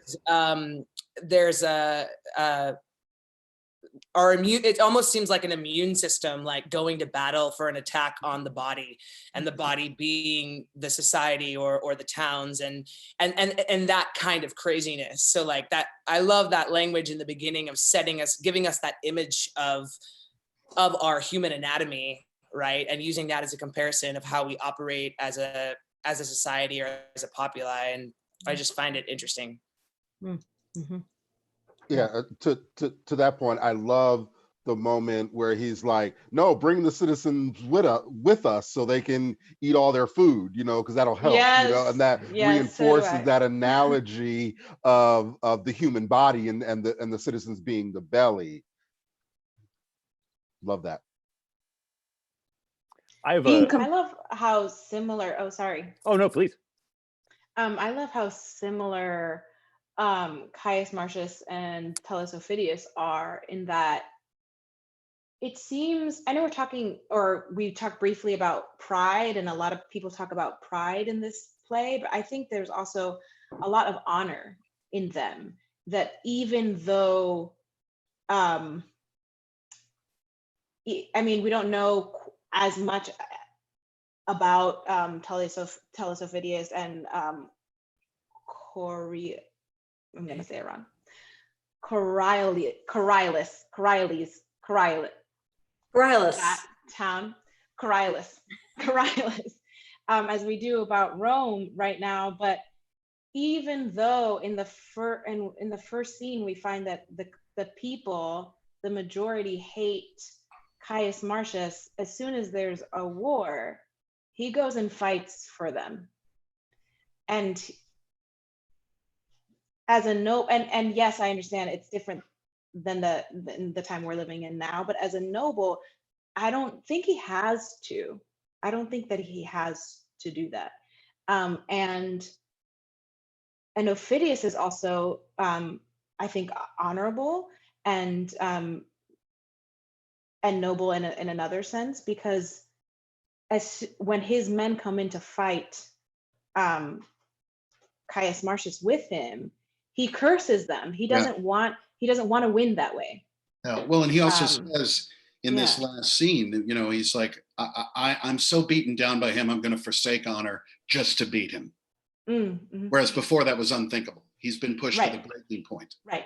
But then he doesn't. I mean, we don't find this out until later, but I think that there's honor in these two humans, as well as pride. I think a great parallel too with this play, nobility or not, is the way society treats their warriors. Mm-hmm. There's this support the troops and all of that stuff. And when these people come back from fighting wars, they often feel marginalized, useless, disregarded by society. And certainly Coriolanus goes through that. Well, what good are you now? You're not fighting a war. And what that struggle is. I think it definitely and you're too honest, as we've it has heard from a lot of our parallels, absolutely. Yeah. On that too, go for it. Oh, I was just gonna talk about in terms of Marcius going in and fighting for the people. I feel like yes, of course, he's that is part of his honor, but I feel like his real, or a lot of that character's motivation is about his own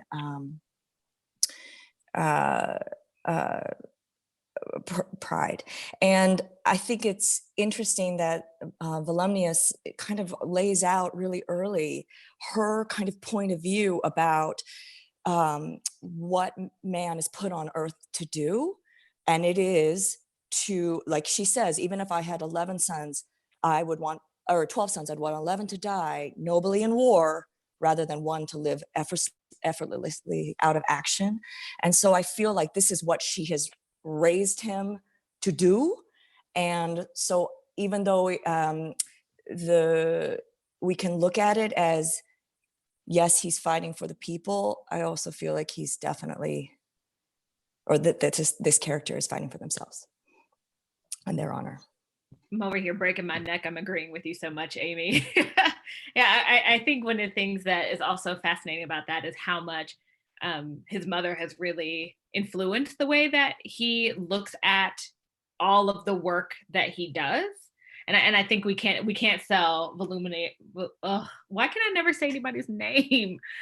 Oh, you can tell it's 4 o'clock. That's why we're dramaturgs, not Right. actors. Right. We just read. We don't exactly.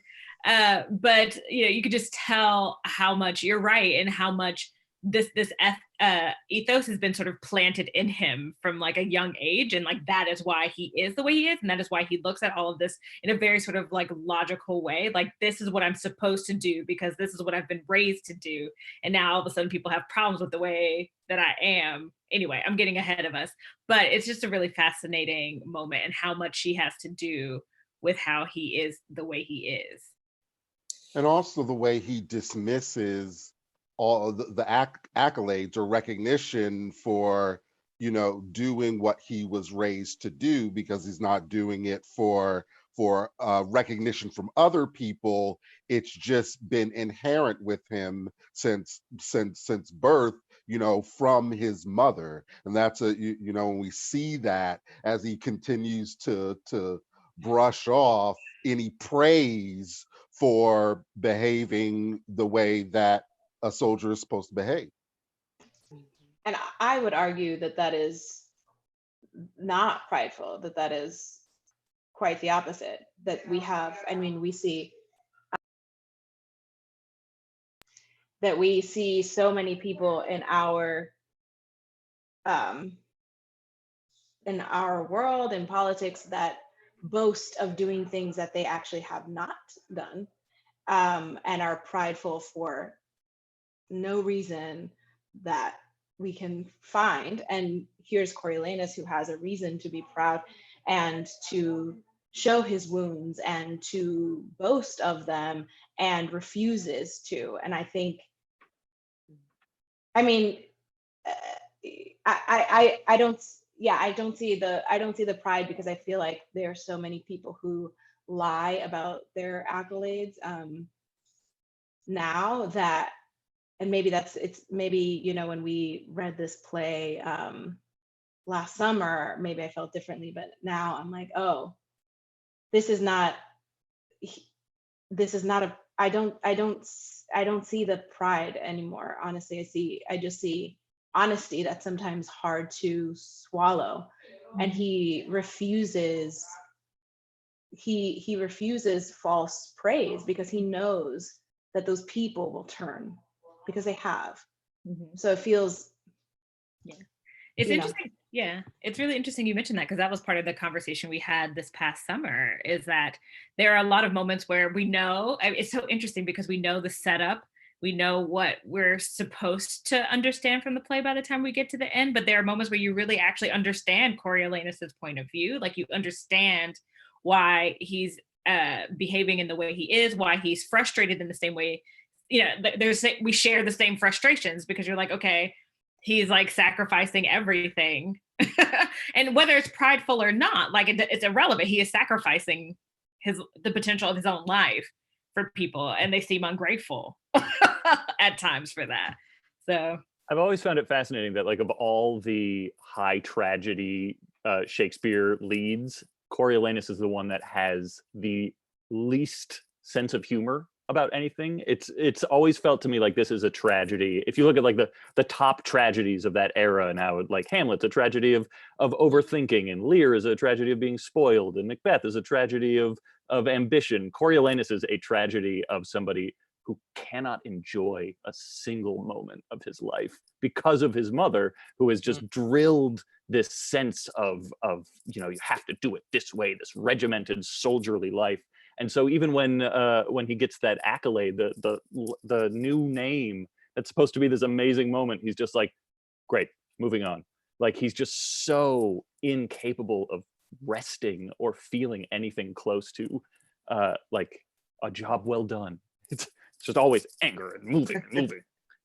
He seems very robotic, and the relationship between him and his mother brings a question to me of nature versus nurture, in terms of also how he's positioned himself against the populace. Meninius said the citizens are the big toe, as if it was an insult, as if you were the most minuscule, insignificant, yet you're off balance without that toe. Talk about having a toe injury. Oftentimes it's the smallest things that are assumed to be the least of which are necessary. You lose your toes, you are off balance. You cannot run, leap, do anything. So there's that double meaning within the necessity of the citizens of the world. And I feel just a whole bunch of two-facedness. Like, this is a piece, like, everyone is just, it highlights how two-faced people can be. Say one thing out your mouth, but you do another, all in the means of manipulation or to get what you want. Yeah, watching you guys this time through, it seems so clear to me, this war of the body being a thing that takes place even outside of the battle, as if everybody is part of this greater body and they're all at war with each other, even though some people keep repeating over and over again that their whole job is to sustain everyone else. And then a lot of different people want to be sustained by other people. And it seems like none of them are ever satisfied with their position. It's almost like one of the things that Coriolanus seems to hate the most is that he knows for sure his job is to sustain the body. And he doesn't want any accolades for that. If anything, he seems to disdain that that's his function and disdain the rest of the body for having to sustain it. It's crazy. And nobody's ever satisfied with their position. Yeah, I'm glad you brought in that body part, because I did add it back in for our read today. I just find it a very potent metaphor, and I know why we decided to cut it before, but I think it's a very useful one for the whole play, right? Literally and metaphorically. Hey, Taylor, you got some comments from our class to bring in? Yeah, just a couple.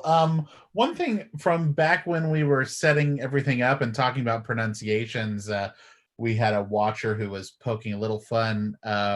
Rebecca, who said perhaps Rebecca's preference for the hard K has something to do with her first name, and having one herself. We also had someone say that the quick shifting of scenes throughout the battles feels especially cinematic in this play. Someone else chimed in to say, I like the use of the word cinematic. That's a perfect descriptor. It feels very modern with quick cuts to all of the actions happening to our different characters. And someone said it feels like an entire play in one act. Yeah, I'm kind of worn out, I gotta say. So I'd like us to take a 10-minute break. Everybody do what they gotta do, sing your happy birthday twice.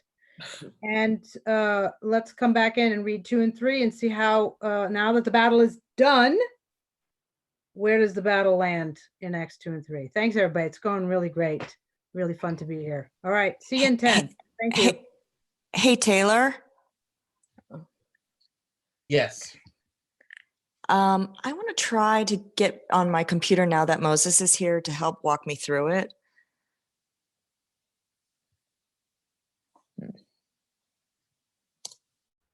Yeah. Is that okay? You can try logging out from the iPad. Yeah, I just wanted to let someone know, or Kelsey.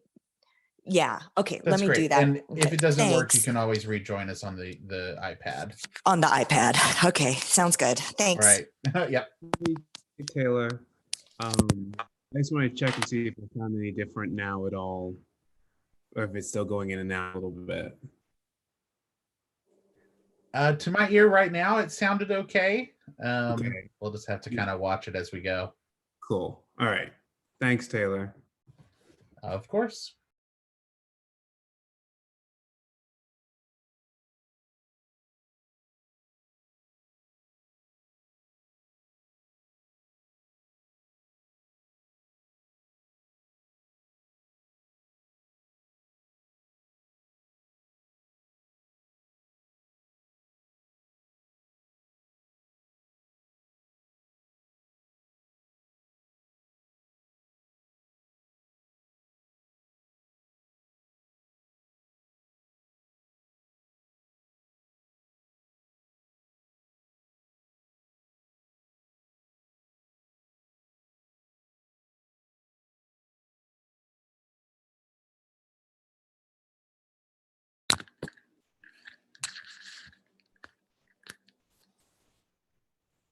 And looks like my mic is working.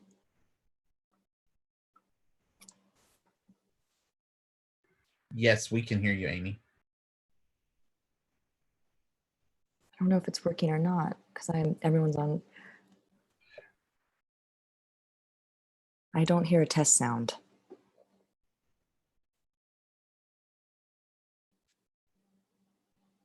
Amy, And we can hear you. I think Kelsey's waving at me, but I can't hear her. Okay. But she can hear us, maybe? Yeah. Okay, she's nodding. What's going on?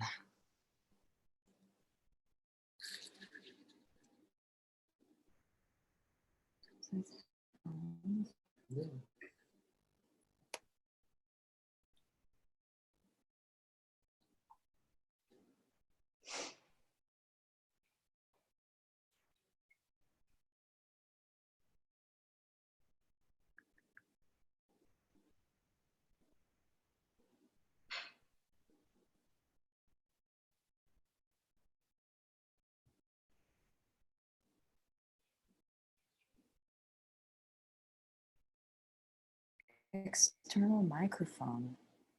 Oh, that's the earphones. Oh, okay. That's what I'm sending into the computer. Okay. Output should go to my headphones. Yeah.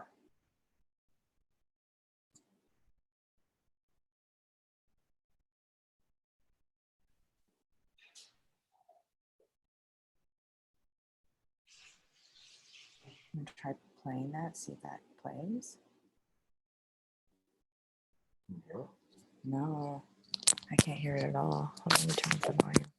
Yeah, the volume's all the way up. So something's funny. Just sending a test audio through Amy in case you can hear this.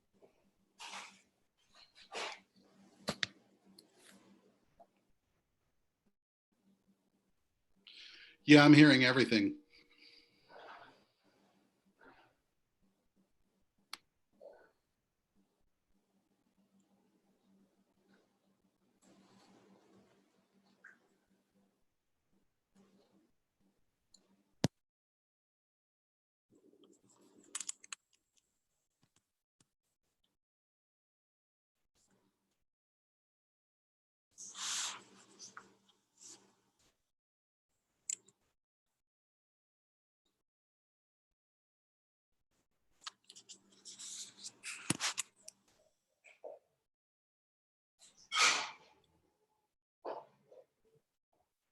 Something's weird.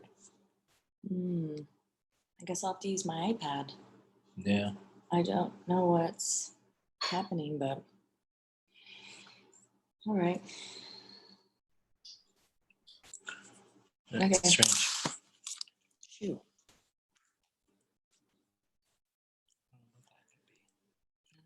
Either, but wait, I need to leave this meeting.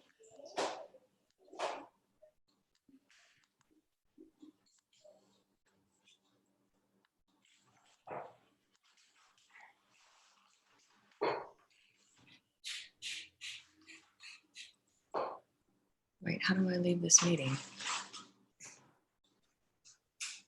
Moses, can you help me leave this meeting?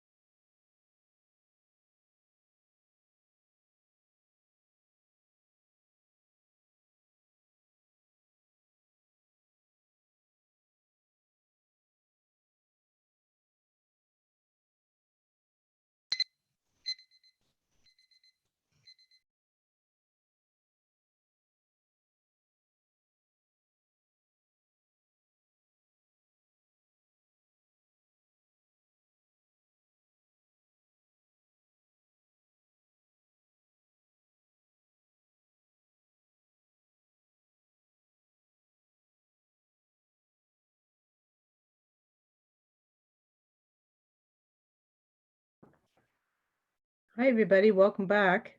The host has my video blocked off. Say again? Mine says the host has my video turned off. No, you caught us. Oh, there we go. Teasing. What'd you do, Jake? About that? Exactly. Yeah. I deserved it, whatever it was. Amy, how are you doing? You're muted, Amy. Oh, I'm back on my iPad. My computer's old and it's giving me some problems. So anyway, I'll just have to split view. You're doing great. Everybody's doing great. It's awkward and you have this extra little piece to do while you're reading. But y'all are doing great. So thanks for making all those adjustments. So listen, before we jump in, does anybody have a better bright idea on how to handle like group scenes after mine kind of miserably failed? Anybody got a better idea about like how to do it? I don't think it sounded bad when two people were talking. Yeah, I at the same agree. Two time. people. I think two people can. Yeah, I agree. So anybody? I'm happy to stay on all patrol. Feel the urge. Maybe if you, Martine, would be kind of like leader, but like if there's like a couple of lines in one of those alls, like maybe people could take, you know what I mean? Like we'll just jump in, see what happens. How's that? Yeah, and folks don't have to start their video. You can just unmute yourself for those things, and then right. Yeah, that was cool when Ray did that. I feel like if we just see one person representing all, and you hear the other voices, that worked out. Yeah, and if it's and even if it is just one voice, if it's muted, it's or if the video's off. Yeah, just the point toss is it to in. keep the text flowing. So yeah, yep. Just toss it in. Yeah, and on the break, Danaya, I was thinking a lot about, what we're learning about Marcius and so, the way it is embodying itself, the character in you. And I ran across a quote about the inflexible virtue, which is kind of I think a way we may meet this character, becomes the opposite by the end of the play, or in our opinion, maybe. And one of the many things I love about this play is how it plays on me, right? Like how do my loyalties and allegiances, and I get very easily, manipulated too. And I think that a lot of the play is about reflecting that back to us, which is why it has often been produced in a presidential election year, as a way to kind of remind us about sort of our own kind of mob behavior kind of thing in a way, and like who we are confronted with, who do we really want as the leader? No, we really don't want that. No, we really, you know what I mean? Like we never can really kind of make up our mind.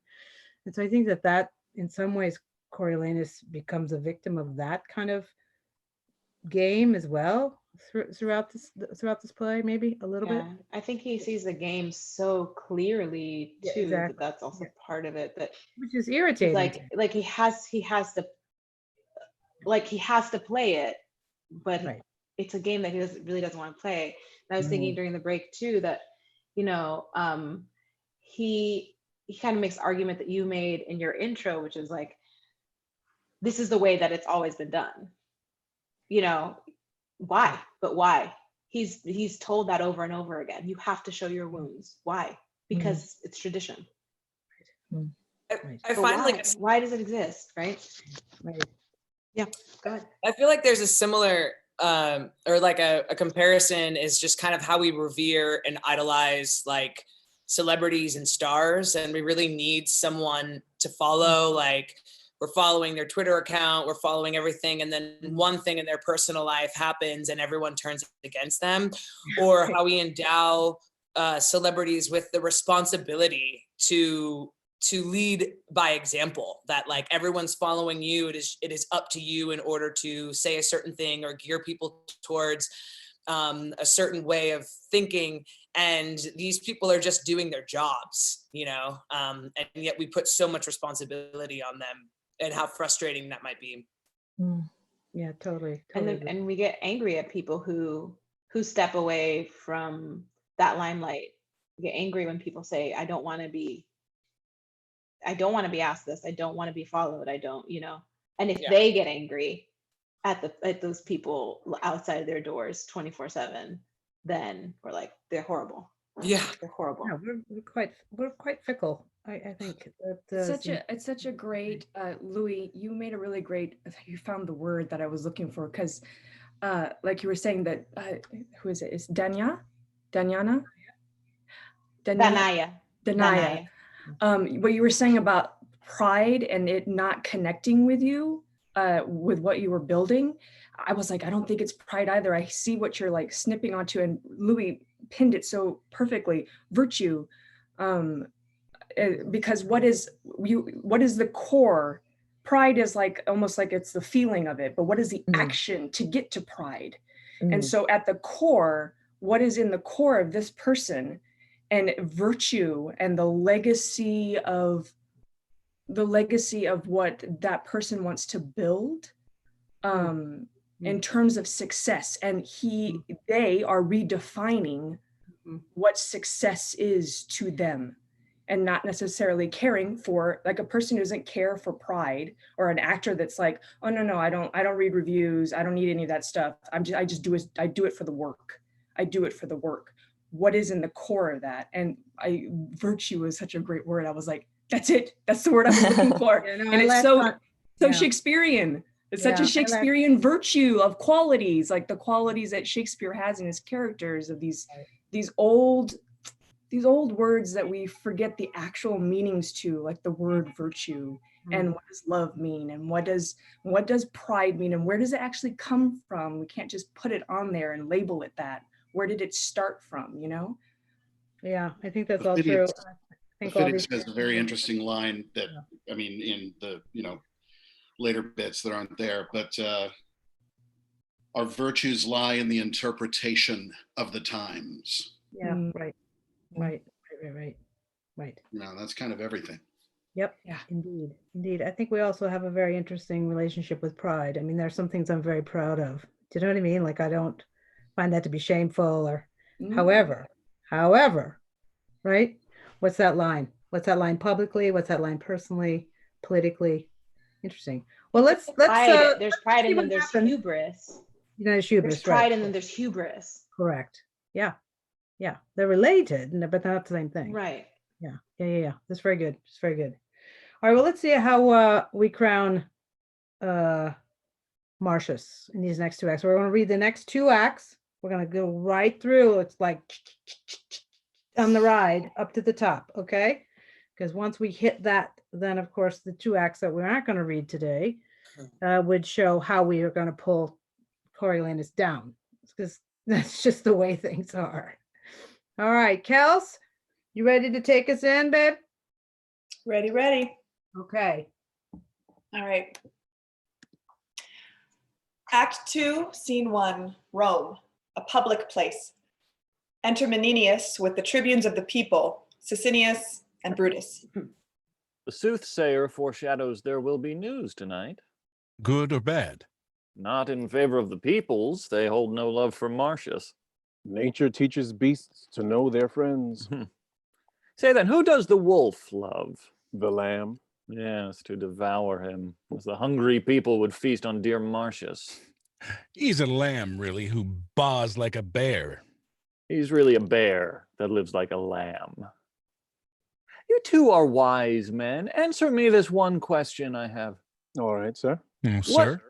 What quality does Marcius greatly lack that you two have aplenty? Well, he's poor in not one fault, but is armed with them all. Especially in pride. And topping all others in boasting. Ah, well, this is strange now. Do you two know how judged you are here in the city? I mean, by us on the right side of the fight. Do you? How? Why are we judged? Because you're talking about pride now. You won't be angry, will you? Okay, sir. Okay.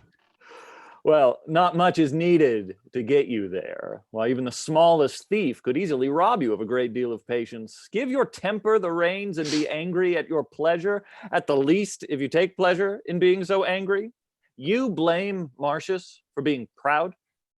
We are not alone in it, sir. I know, you can do very little alone. You need help with so much.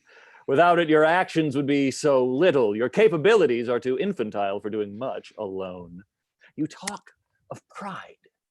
Oh, if you could see from the napes of your necks and view yourselves from the inside. Oh, I wish you could. What then, sir? Why, then you would discover a pair of proud, impetuous, violent, ornery magistrates or fools as any in Rome. Meninius, you are well known too. I am known to be a fanciful nobleman, one that loves a cup of hot wine with not a drop of the river Tiber in it, said to be somewhat imperfect in siding with the first complaint, hasty and flammable from the slightest motion, one that converses more with the butt of the night than with the head of the morning. What I think, I speak, and exhaust my spite in saying it. Meeting you two from the Commonwealth, I cannot call you tribunes. If you give me a drink, I do not take to, I look askance at it. I cannot say that you have made your case when I hear what you say told in a language full of stupidity. And though I must be tolerant to hear those that swear you are reverent and serious men, but they are deadly liars that say you have honest faces. If you see this too in the map of my microcosm, doesn't it follow that I am well known too? What harm can your blind critiques draw from my character if I'm already well known? Come on, sir, come on. We know you well enough. You don't know me, yourselves, or anything. Your only ambitions are to have the poor bow their caps and knees to you. That kind of peace you make in a case is calling both, the kind of peace you make in a case is calling both parties fools. You're a pair of strange ones. Oh, come on, come on. You are better sitting in a bar than a judge sitting on the bench in the Capitol. Even our priests would be insulting if they had to engage with a pair as ridiculous as you two. Still, you keep saying Martius is too proud, who, estimating conservatively, is worth all your predecessors since Zeus. But maybe the best of your lot were hangmen through the generations. Good night. Now, to your worships. Any more of your talk would infect my brain, you herdsmen of the beastly commoners. I must leave you two. Brutus and Sicinius stand aside. Enter Volumnia, Virgilia, and Valeria. How are you, my fair noble ladies? If the moon were earthbound, she would not be more noble. And to where are you hurrying? Honorable Meninius, my boy Martius is arriving. For the love of gods, let's go. But Martius is coming home. Yes, dear Meninius, and with enormous successes. Oh, take my hat, you gods. I give you thanks. Oh, Martius is coming home. Oh, yeah, Yes, it's true. Look, here's a letter from him. The state has one, his wife another one, and I think there's one at home for you. Well, I'll make my house thrilled tonight. A letter from me? Yes, for certain, there's a letter for you.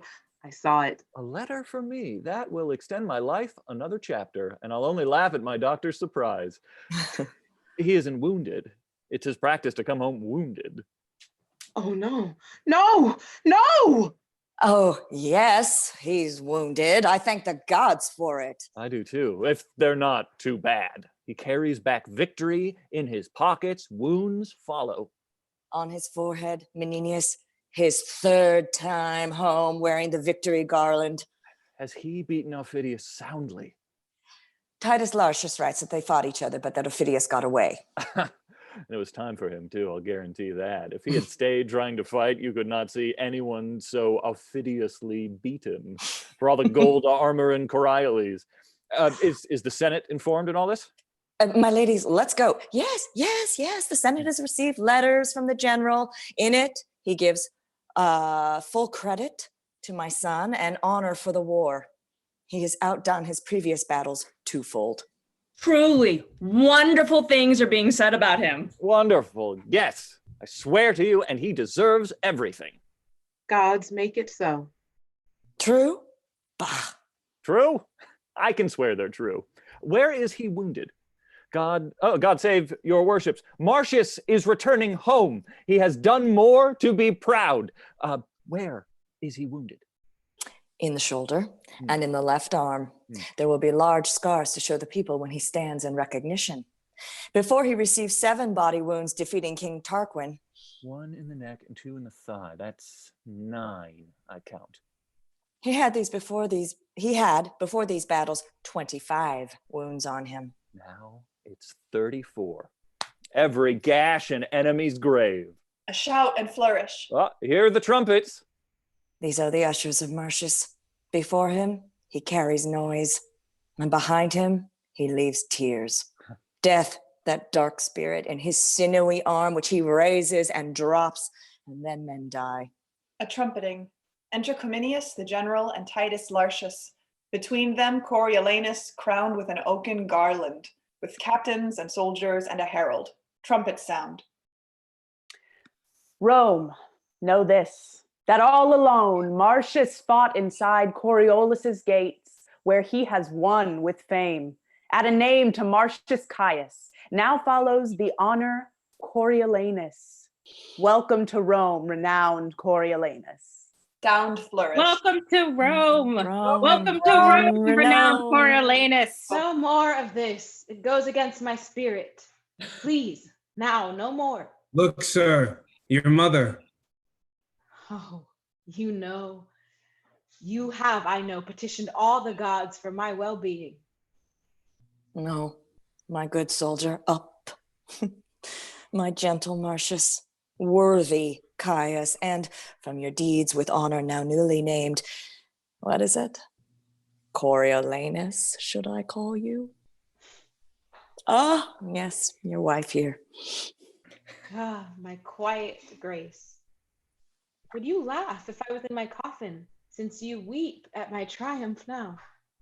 Ah, dear, crying eyes are for Coriolis widows and mothers losing sons. Now the gods crown you. And you're still alive.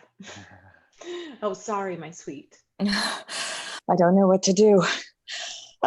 Welcome home, and welcome, General, and you're welcome all. 100,000 welcomes. I could weep, and I could laugh. I am light and heavy. Welcome. Plant a curse in the root of anyone's heart who is not glad to see you. You are here Rome's adoration threefold, regardless of the few crabs here at home that won't crawl to cherish you. Still, welcome, warriors. We'll call a rose's thorn just that, a thorn, and fool's faults, foolishness. Your hand and yours. Before I truly return home and rest, I must pay visit to our city nobles who have given me this homecoming here, and to these added honors. I have lived to see my very wishes realized and manifested just as I envisioned. Yet, there's one thing lacking, which I do not doubt our Rome will create for you. Know this, dear mother, I'd rather serve them in my way than sway others in their ways. To the capital. Flourish of cornets. Exit all, now as before, all but Brutus and Sicinius, who come forward. Every mouth saying his name, and the blind becoming bespectacled to see him. The babbling nurse lets her baby cry into eternity while she talks of him. The kitchen maid pins her finest rags around her messy neck, climbing over walls to see him. Shops, signs, storefronts are covered up. Leaky roofs filled in each and every way, all attempting intensely to see him. Our cloistered priests place themselves with the common masses and gasp for air, fighting for a spot. Ladies in veils, committing sins against their own skins, sacrifice their pale, now bare cheeks, risk being kissed by the sun god. What uproar! As if the gods who guide him were slyly stolen into his human self and gave him this divine power. Shortly, he will be part of the consul. But too, our office could lose power then. He can't so easily translate victories from the battlefield to consul. If so, he will lose all he's won. Some consolation. Don't doubt. The commoners who we represent, their long-held hate of him will make them reject all of his new laid honors. The instant his overflowing pride spills out, don't doubt, it'll be a taunt to them. I heard him swear if he stood on consul, he would never be seen inside the common marketplace or ever wear poor gowns of the people, nor would he dare show off his victory wounds to the people to beg approval. Yes. It was his word. No, he'd rather forego office if it came from the lot of our common folk and not his nobles. I'd hope he hold that intent and put it into fast action. It is most likely he will. Then he will lead and follow to our wish and to his certain end. So it will fall on his demise, or our power does die. We must remind the people of the hate he still holds for them. Were he in power, he'd have them for his mules, silence their pleas, evicting all their freedom, freezing their natural ability and human spirit to become soulless as slaves, like camels carried in war, whose sole purpose is for bearing burdens, and vicious blows that weigh under them. Enter a messenger. What's the matter now? You were asked for in the capital. It's thought that Martius will be consul. I've seen the mute crowd go see him and the blind hear him speak. Matrons flung their gloves, ladies and maids their scarves and handkerchiefs falling as he passed. The nobles knelt like to Job's statue, and the common folk showered and thundered with their caps and shouts. Never saw a thing like it. The capital. And keep our ears and eyes in the moment, but hearts on the plan. We are agreed. Act 2, Scene 2, Rome, the capital. Enter 2 officers to set seats as in the capital. Come, come. They are almost here. How many are being considered for consulships? 3, they say, but it's believed of any it will be Coriolanus.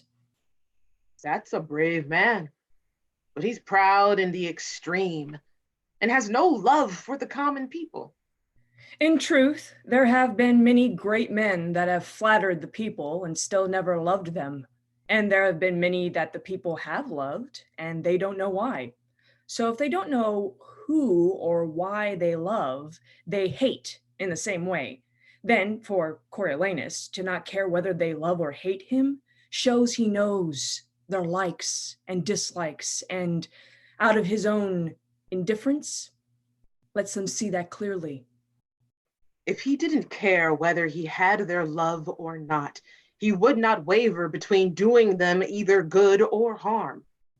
But he pushes their hate with greater intensity than they can return to him, and he does all he can to reveal himself as their enemy.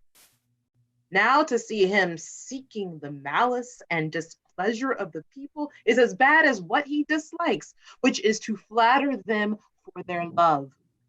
He has served his country worthily, and his rise has not been with such easy steps as those to so compliant and serving to the powers that be, to whom they bow only to sneak a place in their good opinions and reports. But now he has so firmly planted his honors in their eyes and placed his actions in their hearts. For their tongues to be silent and not confess as much would be a kind of ungrateful insult. To speak otherwise would be such a spite that, like accusing themselves of the lie, and would call out and reprimand and rebuke from all who had heard it. No more about him. He's ready for consul. Make way, they're coming. A ceremonial flourish. Enter the senators and the tribunes of the people, lictors before them. Coriolanus, Meninius, Cominius the consul. The senators take their places, and Sicinius and Brutus take their places by themselves. Coriolanus stands. Presiding about the Volskis, most reverend and grave elders, please allow the present consul and general of our last battles to allow report on some of that work by Marcius Caius Coriolanus, who we have called before the tribunes to both thank for his valorous duty and to bestow him due honors. Coriolanus sits. Speak, Cominius. Leave nothing out for brevity's sake. Let us solve how Rome can reward him in full, not how to report less. Voice of the people, we do request your kindest ears, and after your influence on the common people to accept what's stated here. We are gathered to discuss a matter, and we stay amenable to honor and push the cause of our assembly. Which, yes, we would be happy to oblige if he can remember to value the people more than he has before. Off point. Off point. I prefer you'd stayed silent. Please, now, will you hear Cominius speak? Yes, willingly. But my cautioning was more to the point than your rejecting it. He loves the people, but let's not make him live in the same house. Dear Cominius, please speak. Coriolanus rises and offers to go away. No, stay in peace. Sit, Coriolanus. Do not be shy of hearing your brave deeds. Your honor's pardon, I'd rather be given my wounds again than hear of how I got them. Sir, I hope my words did not unseat you. No, sir, yet while I stand for blows, praise can make me flee. But you gave none, so I hurt none. But you people, I love them as little as they're worth. Please, sit. I would rather have someone smash my head when the battle call comes than stand idly and hear my small deeds blown up. Masters of the people, how could he honor the multiplying masses? There's one good soul in 1,000. You see, he'd slice his own limbs to keep his honor, but he won't give an ear to hear it. Cominius. I won't have voice, but the deeds of Coriolanus should not be spoken of softly. It is held that valor is the greatest virtue and dignifies the owner. That is so. The man I speak of cannot in the world be equaled.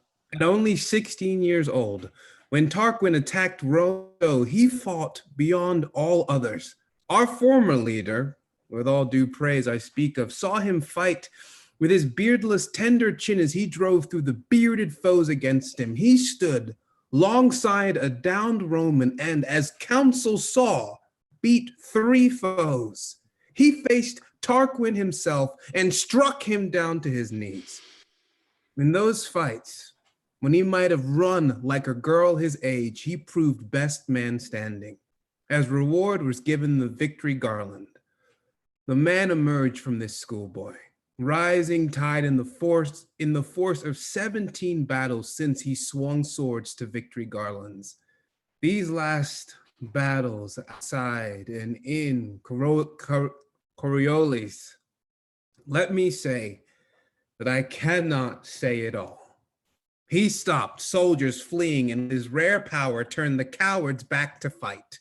Like waves parting for his sail, the men cowered and followed behind his rush. His sword, when swung, left a death stamp from face to foot. He was a thing of blood. For every action followed dying cries. Alone, he entered the city's fated gates and painted it all red, the color of its destiny. With a bloody rush attack, he struck Coriolis, the force of a planet, his. Then suddenly, the blast of war alerted his battle instincts. He never stopped to take a breath.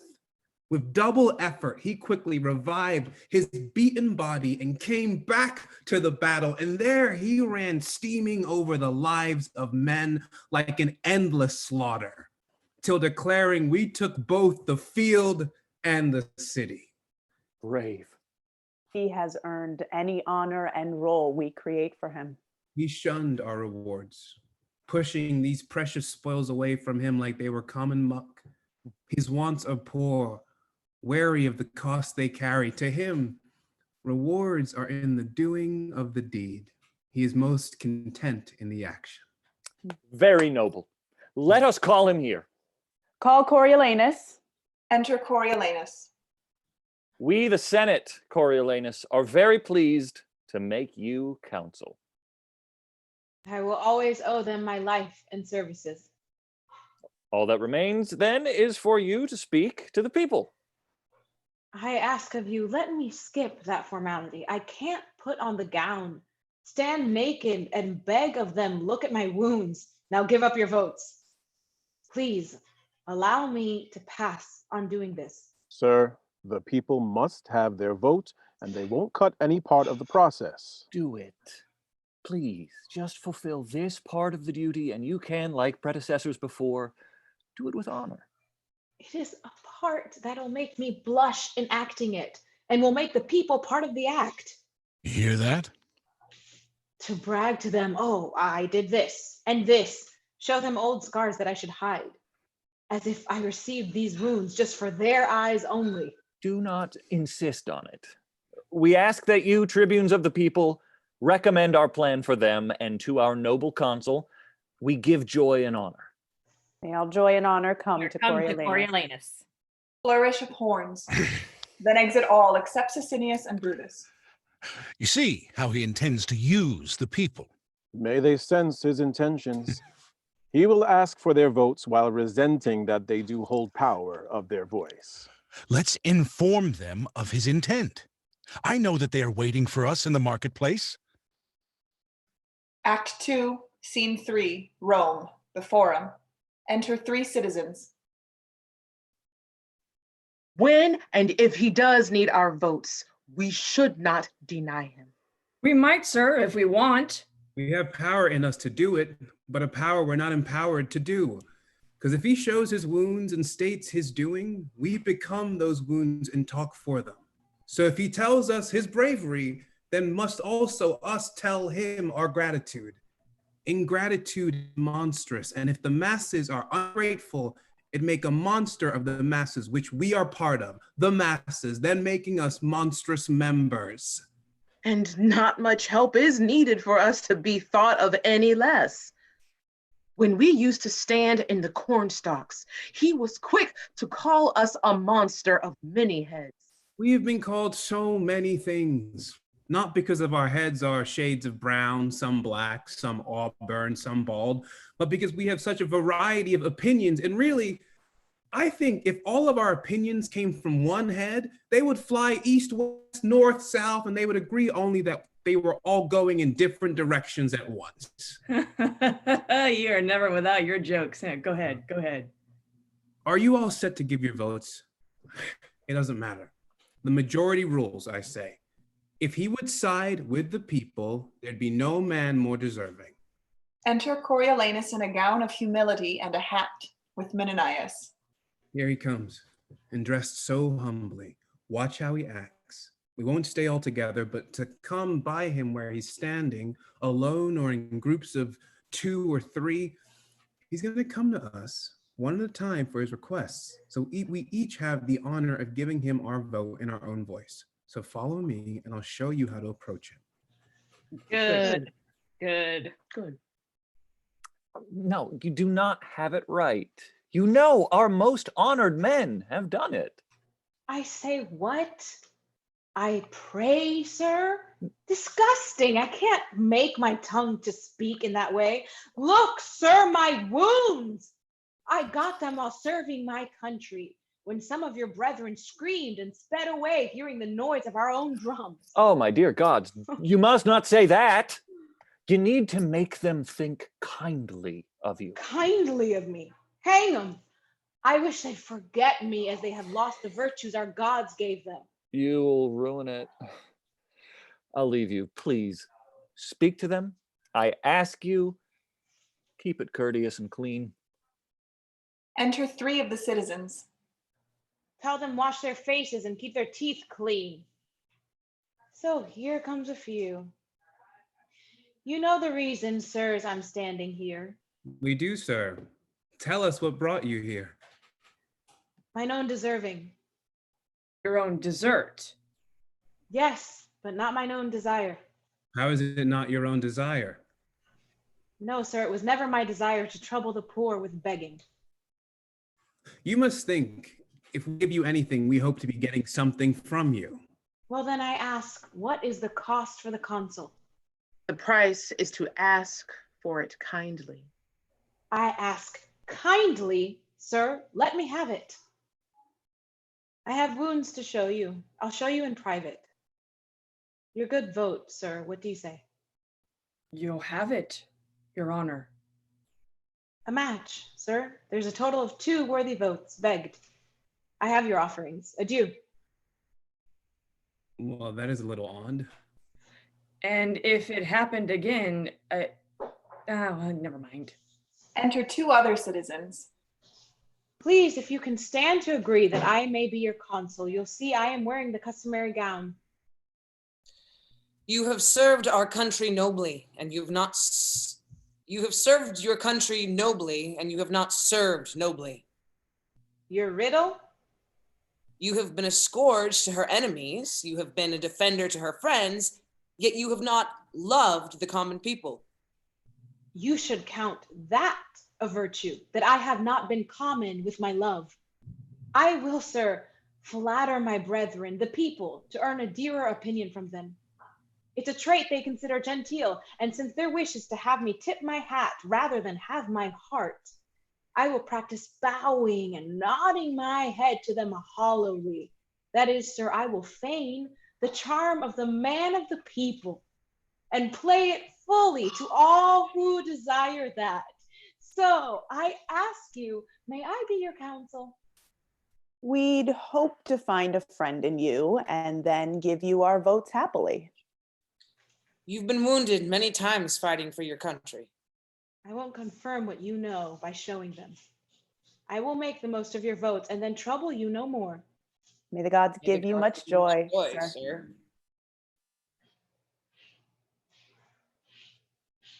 Such sweet votes. Better it is to die, better to go hungry than seek the reward which battles gave me. Why should I stand here in this common gown to beg of every simple man in town for worthless approval? Custom says to. If custom wishes it we must do. The dust of ancient time would lie unswept, mountains of errors too high to be leapt for truth to be seen. Instead of the fool playing along, but take the jewel of high office and honor. I'm half done. That half battling, the other half has won. Enter 2 citizens more. Here come more votes. Your votes?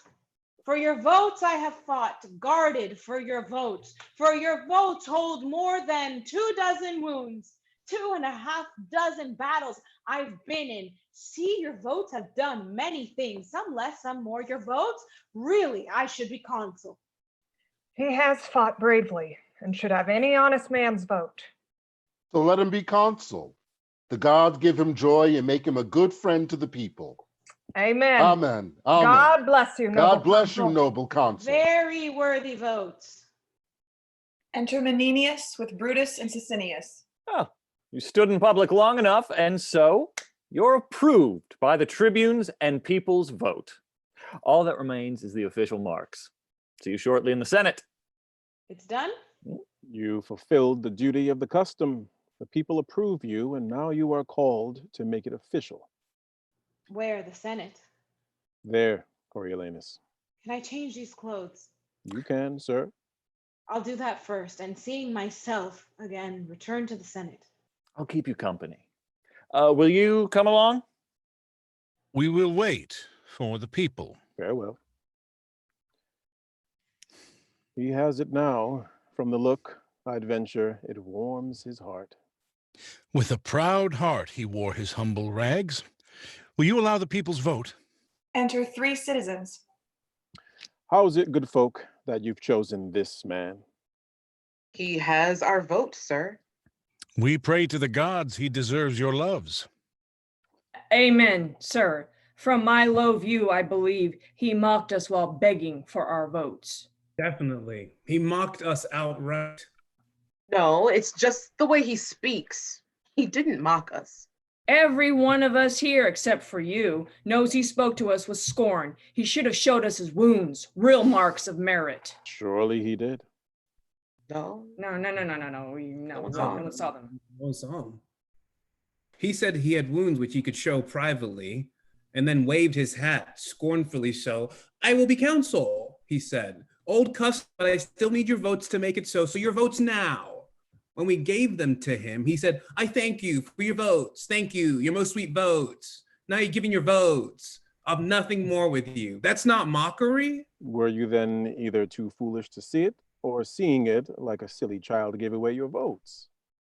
Couldn't you have told him, as instructed, when he had no power, but was a petty servant to the state, he was your enemy, even spoke against your freedom and the laws that protect you, the Commonwealth? And now he's reaching the potential power to rule the state. If he remains this vicious enemy opposing the good people, your votes might be curses unto yourselves. You should have said, his brave deeds do give him his due to consul. So it should follow then he be gracious, and consider you and your votes to help transform his malice for you into love and become your true consul. Did you notice he begged of you with naked contempt while needing your support? And don't you think that contempt will become bruising to you when he holds the power to crush? Did none have any heart in you, or tongues to scream against the ruling party? Haven't you ever refused a demand? Instead, you give away your voice to someone not even asking you, but worse, mocking you? He's not confirmed yet. We can still stop him. And we will stop him. I'll get 500 votes against that man. I'll get double and add their friends too. Then go quickly and tell those friends they've chosen a consul who'll take away their freedoms. Give them no more voice than dogs that are beaten for barking, though they're bred to do just that. Let them meet, and then with calmer judgment, all reject this ignorant election. Stress his pride and hatred of you. Also, don't forget his disdain in wearing your humble gown. How in seeking your support he scorned, but your love for his feats took away all notice of his true self in front of you. That so insultingly unearthed all the ingrained hate he holds for you. Yes. Yes. Yes. Almost Reject all. the election. Reject the election. Let them head on their own. This mutiny is a better risk than waiting, without certainty for worse. If he, true to his nature, rages back with their rejection, first look for, then take advantage of his anger. To the capital. Let's be there before the rush of peoples. It'll seem, and partially is, their own doing, something that we've urged into being. Act 3, Scene 1, Rome, a street. Cornets. Enter Coriolanus, Meninius, citizens 1 and 2, Cominius, Titus Lartius, and 2 senators. Tell us Aufidius then has gathered a whole new army. He has, sir, and has given us reason to make swifter agreements. So then the Volskis are standing at the ready once again, when time dictates to make raids on us all over. They are weak, consul. Hardly likely that we'll see in our time their victory flags again. And Aufidius? Under guard, he came to me and vowed curses against the Volskis for having so dreadfully lost the town. He's fled to Antium. Did he talk about me? Yeah, he did, indeed. How? What? How many times he'd fought you sword to sword. Of all the things on earth he hated most is you. That he would sell all his fortunes to endless poverty so he could be the one to defeat you. He is in Antium. In Antium. I wish I'd call to follow him there, to face his hatred fully. Welcome home. Enter Sicinius and Brutus. Behold, these are the tribunes of the people, speakers for the common voice. I loathe them. They costume themselves in authority to an insult to all nobility. Halt. Huh. What's that? It will be dangerous to go on. No further. What made this change? What is the matter? Hasn't he been approved by both the nobles and commoners? Cominius, no. Did I get votes from children? Tribunes enough. He must be at the marketplace. The people are incensed by him. Stop, or there will be a riot. Are these your herd? Should they have votes that they can offer now, then suddenly deny doing? What's your job? You're their voice? Why can't you control their words? Haven't you set them off? Be calm, be calm. This ploy is premeditated and seeds a plot against the known wishes of the nobles. Accept this and we'll live alongside the unruly who'll never allow proper rule. Not a plot. The people scream out that you mocked them. Corn was to be given free. You argued, scandalized us, supporters for the people, called them opportunists, flatterers, enemies of the nobility. This was already known. Not to all of them. Have you informed them then? How? I informed them. That's the kind of business you do. Well, the way I do is better than any such you do. Why then should I be consul? By the fates, Let me deserve as ill as you, so that makes me a consul too. You show too much of your true ways. It incites the people. If you do wish to get to marketplace, you'll have to ask the way, this time kindly, or never find your way to be consul, or take duty as tribune. Let's be calm. The people have been deceived. Set off. Rome is not for haggling, and Coriolanus is not deserving of such dishonor. False claims against his great bravery. Talk of corn. That was my speech, and I'll say it again. Not now. Not now. Not with it so heated. Now as I live, I will. My nobler friends, I beg your pardons. For the shifty, stinking masses, let them inspect me. I do not speak to flatter. You'll see and hear yourselves now before you. I repeat, wooing them grows these weeds against our Senate, their rebellion, insolence, treason, seeds, I repeat, wooing them grows these weeds against our Senate, their rebellion, insolence, treason, seeds we will have planted, sowed, scattered by mixing them with us, the few who carry virtue, yes, and power too. All but what we gave the beggars. Enough. No more words, we beg you. What? No more?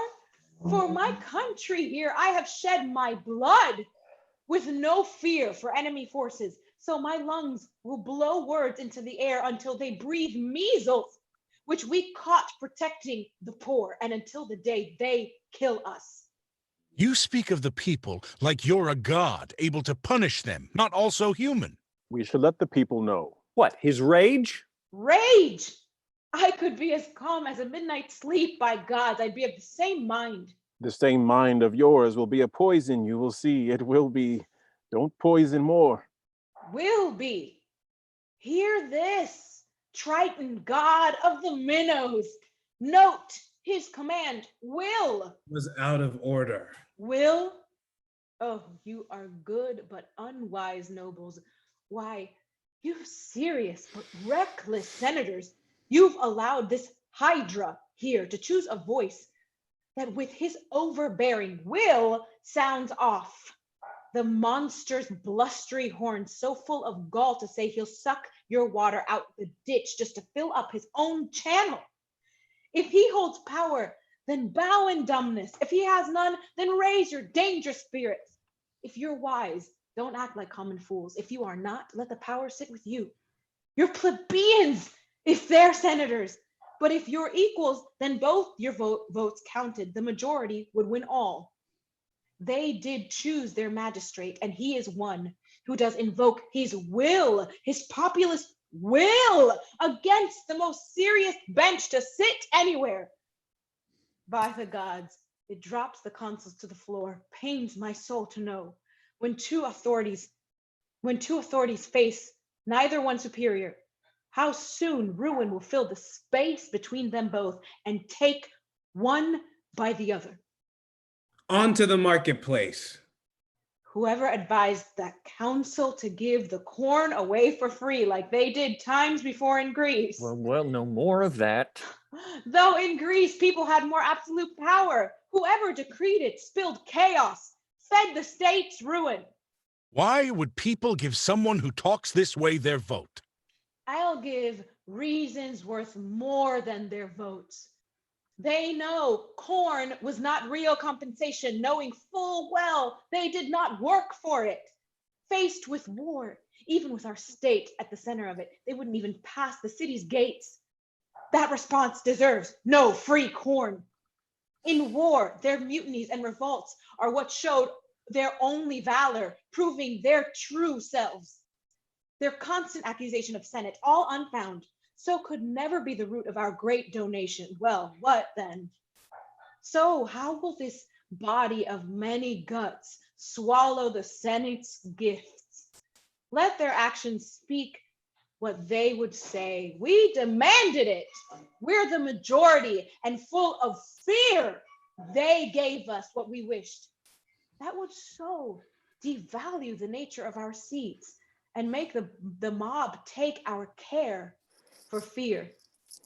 And that will prove soon to break open the Senate's locks and free these crows to peck the proud eagles. Enough. Enough with overstating. No, take more. Let it be sworn by both gods and humans and settle what I'll state. This dual worship, where one side has rightful disdain, the other accuses beyond all reason, and where class, name, or sense don't count just yes or no from the common dumb vote. So it neglects our true needs and follows the ways of this wavering over trifles. Then plans of substance stop, and nothing has a purpose. So I ask you, you who are more shrewd than scared, who fight to preserve the essence of state, more than you question how to change it, who prefer a noble life to a long one, and would risk to save a life trying new medicine, knowing without it they'd be sure to die immediately. Now pull out the masses' tongue. Don't let them lick the taste of power that is their poison. This dishonor mangles real justice, deprives state of integrity it deserves. No good will come of their evil control. Stop. He speaks like a traitor and will answer like traitors do. You wretch, you fill me with contempt. What should the people do with these bald tribunes they depend upon? What, only obey the higher court? In a rebellion, acts of defense because of chaos, then become the law. In new light, we need to let what's right be the rule and throw their power to the wind. Treason! He, a consul? No. The pages have come. Apprehend him. Go call the people. Here now, you I call a traitor and revolutionary, an enemy to the people's welfare. Obey, I charge you, to your trial. Off, dog! We'll stand bail for him. Age, now hands off of him. Off, you rotten thing, or I'll shake your bones right out your garments. Help, people! Enter a rabble of citizens with the sergeants. Both sides act with more respect. Here's the one who takes all power from you. Seize him, sergeants! Down with him! Down with him! Weapons! Weapons! Weapons! Weapons! Weapons! They all Citizens! about Coriolanus. Tribunes. What is Nobles, this? citizens, what is this? What is Wait! this? What is about to happen? Coriolanus! Peace. I am out of Stop. breath. Destruction's near. I can't speak. You, tribunes, tell the people, Coriolanus, patience. Speak, good Sicinius. Hear me, people, peace. Let's hear our Let's hear our tribune. tribune. Peace. Speak. Speak. You are about to lose all your freedoms. Oh. Martius would take them all from you. Martius, who you just voted consul. No. This is the way to inflame, not to douse. To unbuild the city and lay all of it flat. What is the city but the people? True. True. The people are the city. By everyone's agreement, we were named to speak for the people. You still are. You still are. And so are likely to do. A greedy way to lay the city flat, to bring the roof to the foundation and bury all that so clearly run in a line in heaps and piles of ruin. This deserves death. Either let us hold our authority or let us lose it. In the name of the common people in whose power we were elected, we here sentence Martius to immediate death. Then take hold of him, carry him to Traitor's Rock, and from there, throw him down to his end. Sergeants, seize him. Surrender, Martius. Surrender. One word. I ask you, tribunes, hear just one word now. Act like you claim as your country's servant and show self-control, not your born instinct to settle this violently. Sir, such cool methods may seem so sensible, are very poisonous with disease this violent. Take hold of him and carry him to the rock. Coriolanus draws his sword. No, I'll die here. There's some among you who've seen me fight. Come, try and do what you've seen me do. Put down that sword. Tribunes, withdraw a while. Take hold of him. Help, Martius. Help, you noble people. Help anyone, young and old. Down with him. With Down with him. him. In this mutiny, the tribunes, the sergeants, and the people are beat out and exit. Go, get you back to your home. Be gone, away. All will be lost otherwise. Get going. Stay. We have as many friends as enemies. Will it come to that? The gods forbid. I beg you, dear friend, get home to your house. Leave us to cure this sickness. It's a disease on all of us now. You can't treat it yourself. Go now, I beg you. Go, sir, along with us. Barbarians, but not fit for battle. Litter born in Rome, not Romans, not them. Cattle burned upon the Capitol. Go. Do not let your just anger speak. That time is due to come. I'll give my unwelcome advice to the unadvisable. We must piece this back together with any tool that takes. Come. This man has spoiled his destiny. His nature is too noble for this world. He would not flatter Neptune for his trident, or Jove for his power to make thunder. His heart's in his mouth. What beats in his chest, his tongue must vent. And when his anger takes him, he even forgets that he's heard of death. A noise within. Oh, that's fast work. I wish they were in the river. What ruin couldn't he speak calmly? Enter Brutus and Sicinius with the rabble of citizens again. Where is that viper who'd depopulate the city and be everyone himself? You worthy tributes. He will be thrown far off the traitor's rock with rough hands. He has so defied the law, and so then the law will deny him full trial except for the weight of public opinion, which to him means nothing. He should know well, the noble tribunes are the people's voices, and we are their hands. He will be sure. Peace. Peace. Do not go about slaughtering wildly, but instead, just target within reason. Wait, now, fellow, tell me, how did you come to help him escape? Listen to me now. Because I know the consul's strengths, I can also name his faults. Consul? What consul? The consul Coriolanus. No consul. Oh, no! No. With the tribune's permission, and if you good people allow me to be heard, please, I wish just a word or two will cause no harm, just cost some of your time. Speak briefly then, for we are set determined to destroy this viper's traitor. To eject him from here holds us with danger. To eject him from here holds us with danger, and to keep him here gives us our certain death. So it's done. He dies tonight. Oh, the good gods forbid that our renowned Rome, whose true devotion towards her own children is in Jove's scrolls at the Capitol, now will go against nature as a mother eating her own. He's a disease that must be cut away. He's just a limb that has a disease. Fatal to cut it off. To cure it, easy. What has he done to Rome that deserves death?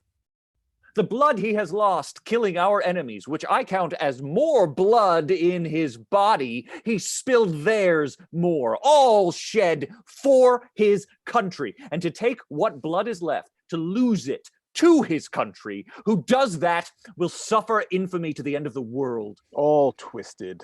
Completely off. When he loved his country, it honored him. The foot's function, once it has gangrene, it earns no respect for what the foot gave before. No more now. Chase him from his house and seize him there. If his infection can spread beyond him, see it passes no further. One more word. When your tiger-footed rage realizes the damage of its unchecked haste, it will be too late to slow its heels. Allow time. Or factions form. Some love him. They'd break out, and Rome is attacked by Romans. If it comes to that. Then will you talk?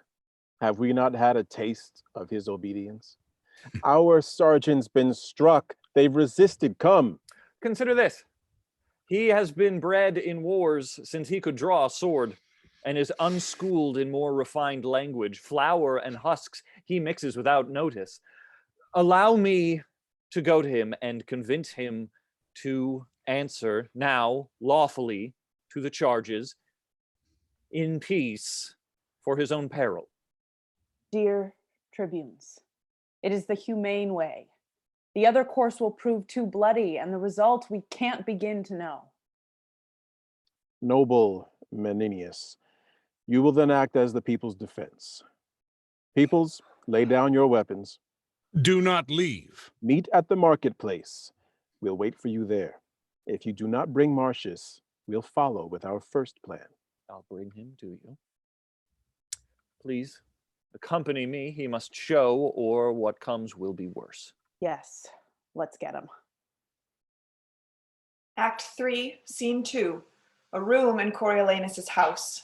Enter Coriolanus and Volumnia. I wonder if my mother will show support for me against those who she used to call slaves in their wool costumes, haggling for meager coins, and yet quick to kowtow in halls, hats off to leaders, and then their mouths as open maws, dumb to respond, when dare as I did to speak of war. Ha! Speaking of you, why did you want me restrained? Wish that I fight against my nature? Prefer I play, not be the man I am? Oh, dear, dear, dear, I wanted your power approved in full before you had already worn it out. Never mind now, it's done. You could have been the man you are without trying so hard to be nothing less. Less than the critiques of your character. Like your uncontrolled rage, you shot at them, but not before they lost power to stop you. And so let them hang. Oh, yes, and burn too. Enter Meninius with the senators. Come, you have been too rough, too rough. You must return and fix it. There's no remedy but to not fix splitting up our great city in the middle to die. Please be advised. I have a heart as unmoving as yours, but a brain directing how I use anger to greater advantage. Well said, my lady. Return to the tribunes. Well, then what? Then what? Regret what you have done.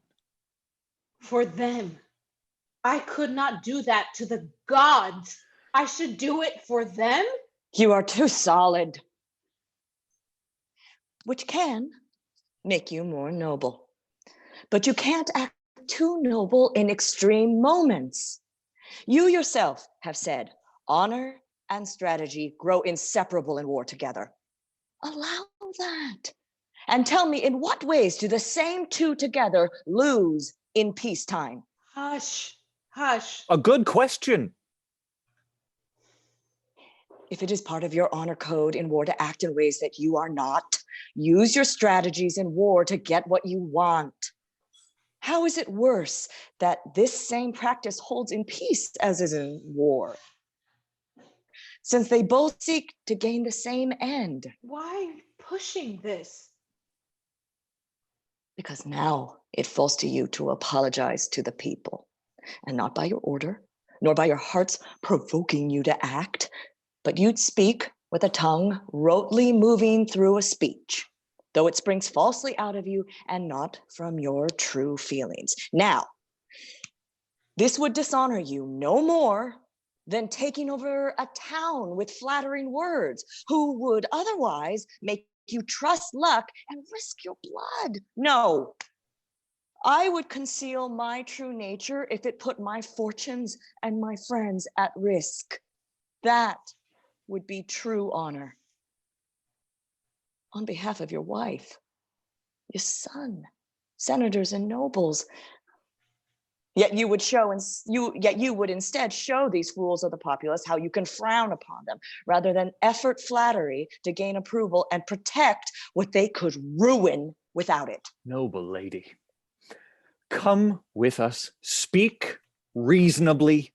You may heal not only what is presently dangerous, but what has been lost in the past.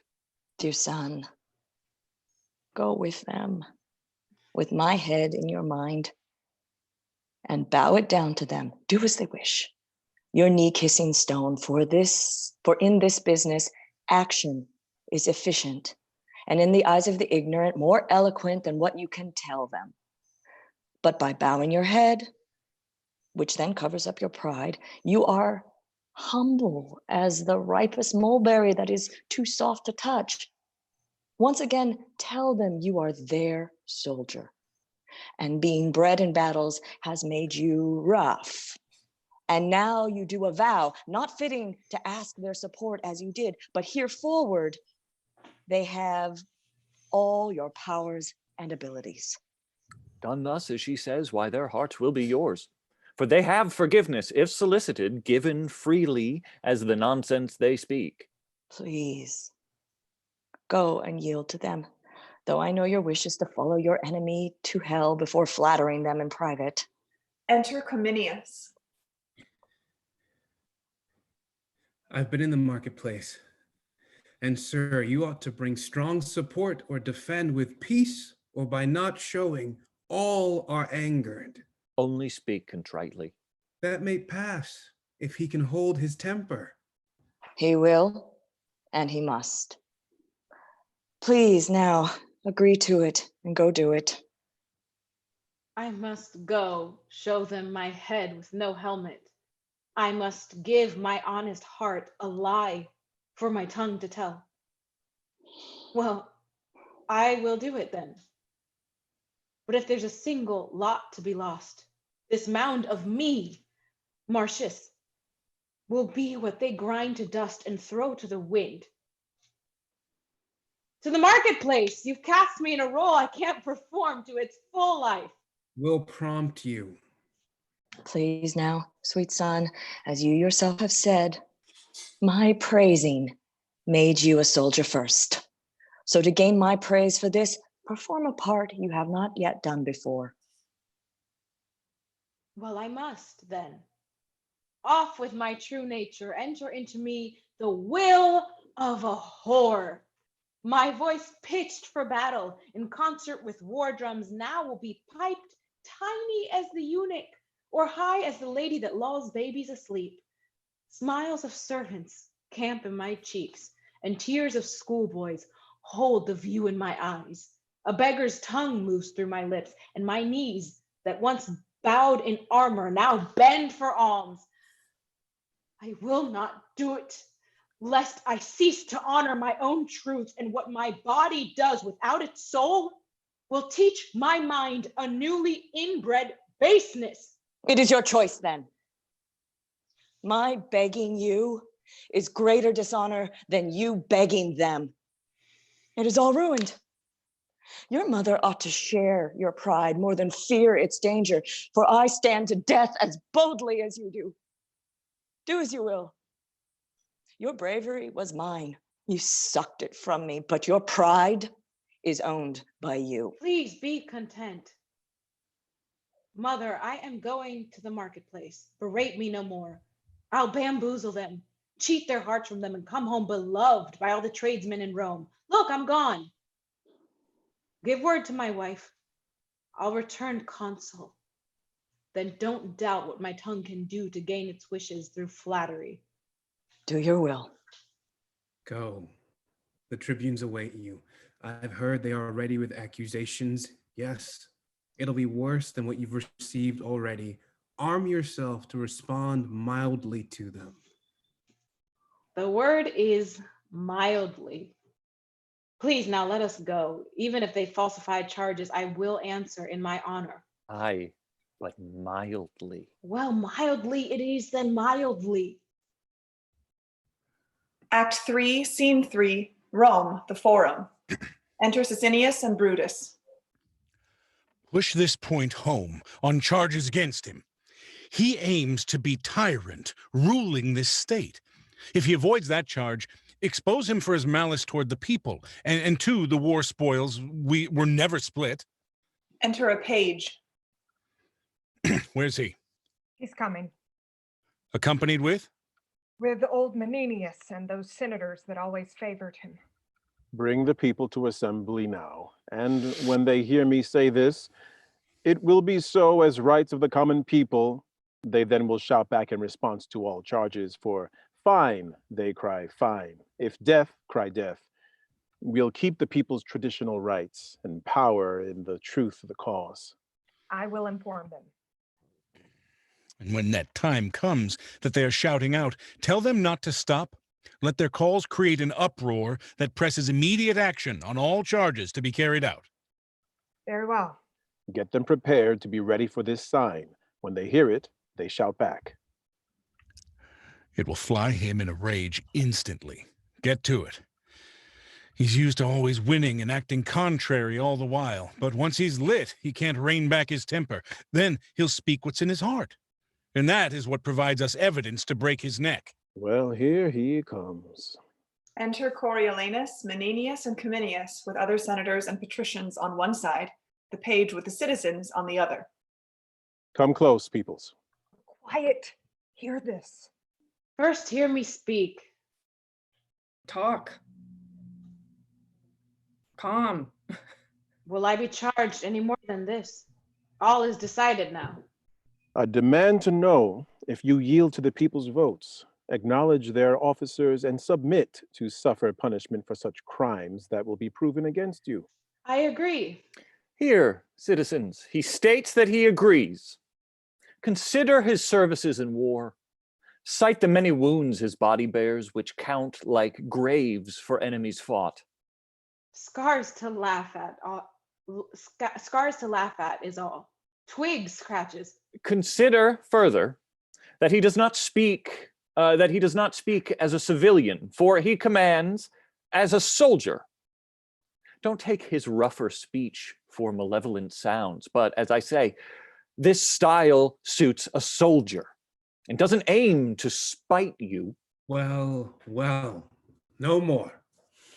What is the issue that after being named consul with your votes, I'm now so degraded that within an hour you strip it off? You answer to us. Well then, true enough, I ought to. We charge you with conspiring to undo Rome's established order, to then construct an hierarchy with you as tyrant, making you a traitor to the people. How?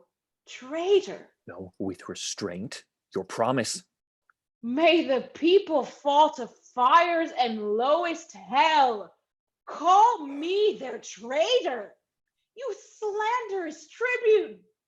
If your eyes held 20,000 deaths, if your hands clutched as many millions, and your lying tongue took both those numbers, still I would say you lie in a voice as honest as when I pray to the gods. See this, people?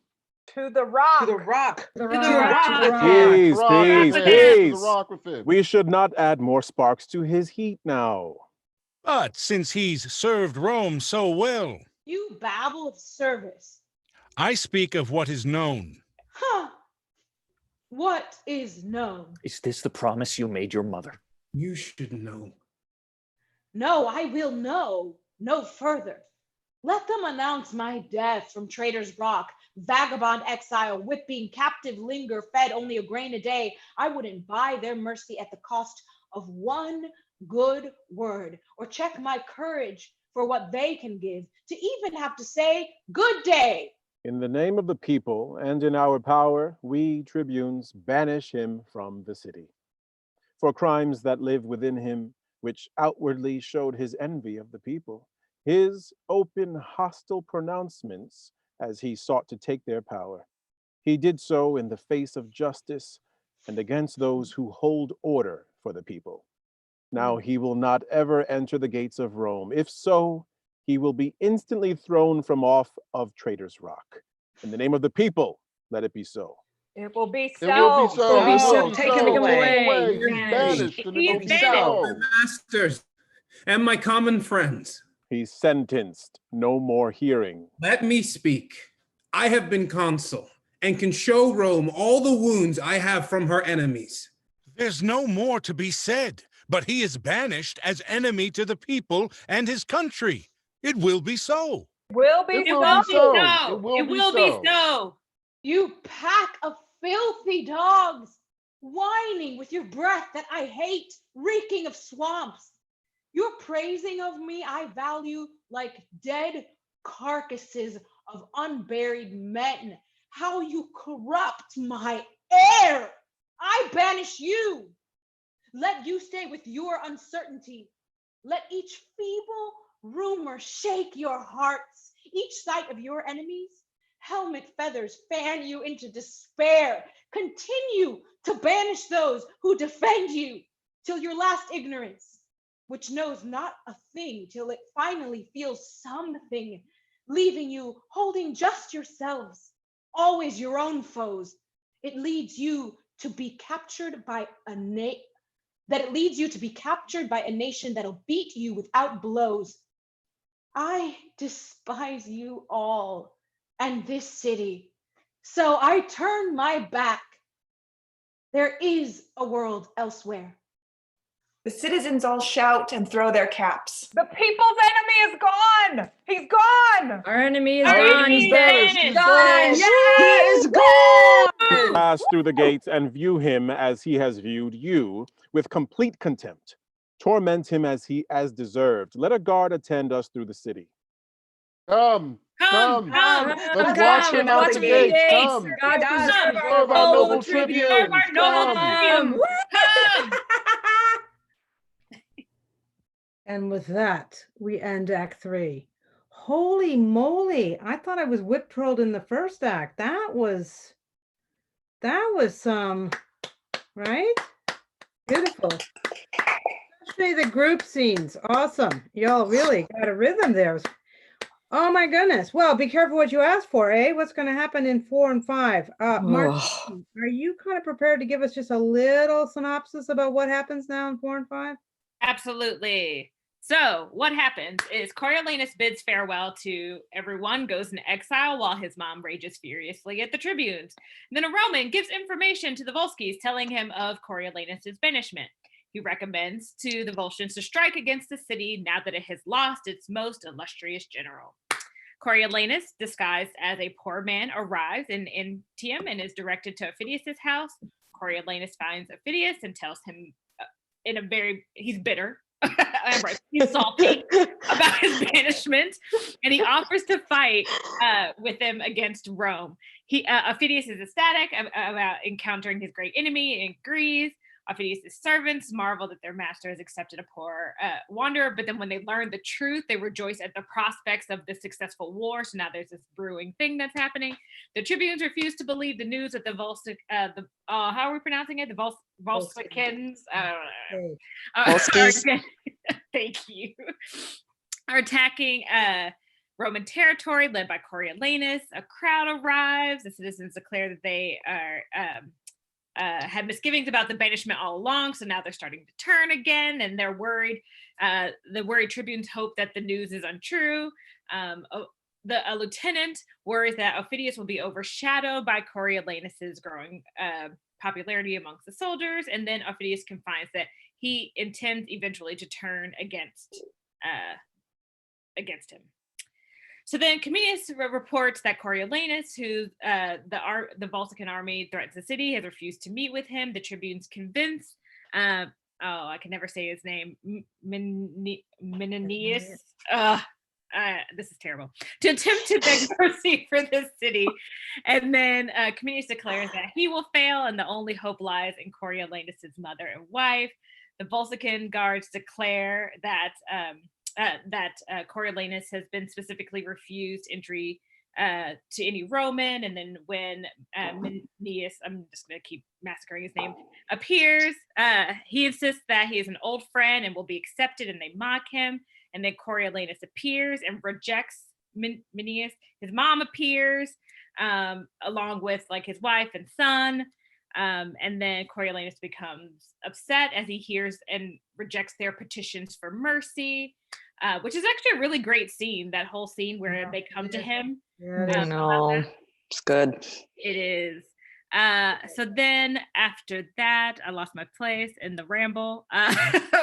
There was finally a long speech by Volumnia to convince him to make peace with Rome. And then Aufidius, in an aside, observes that he now has the means to get revenge on Coriolanus. So now secondary thing brewing. Here it is, coming back around. That's right.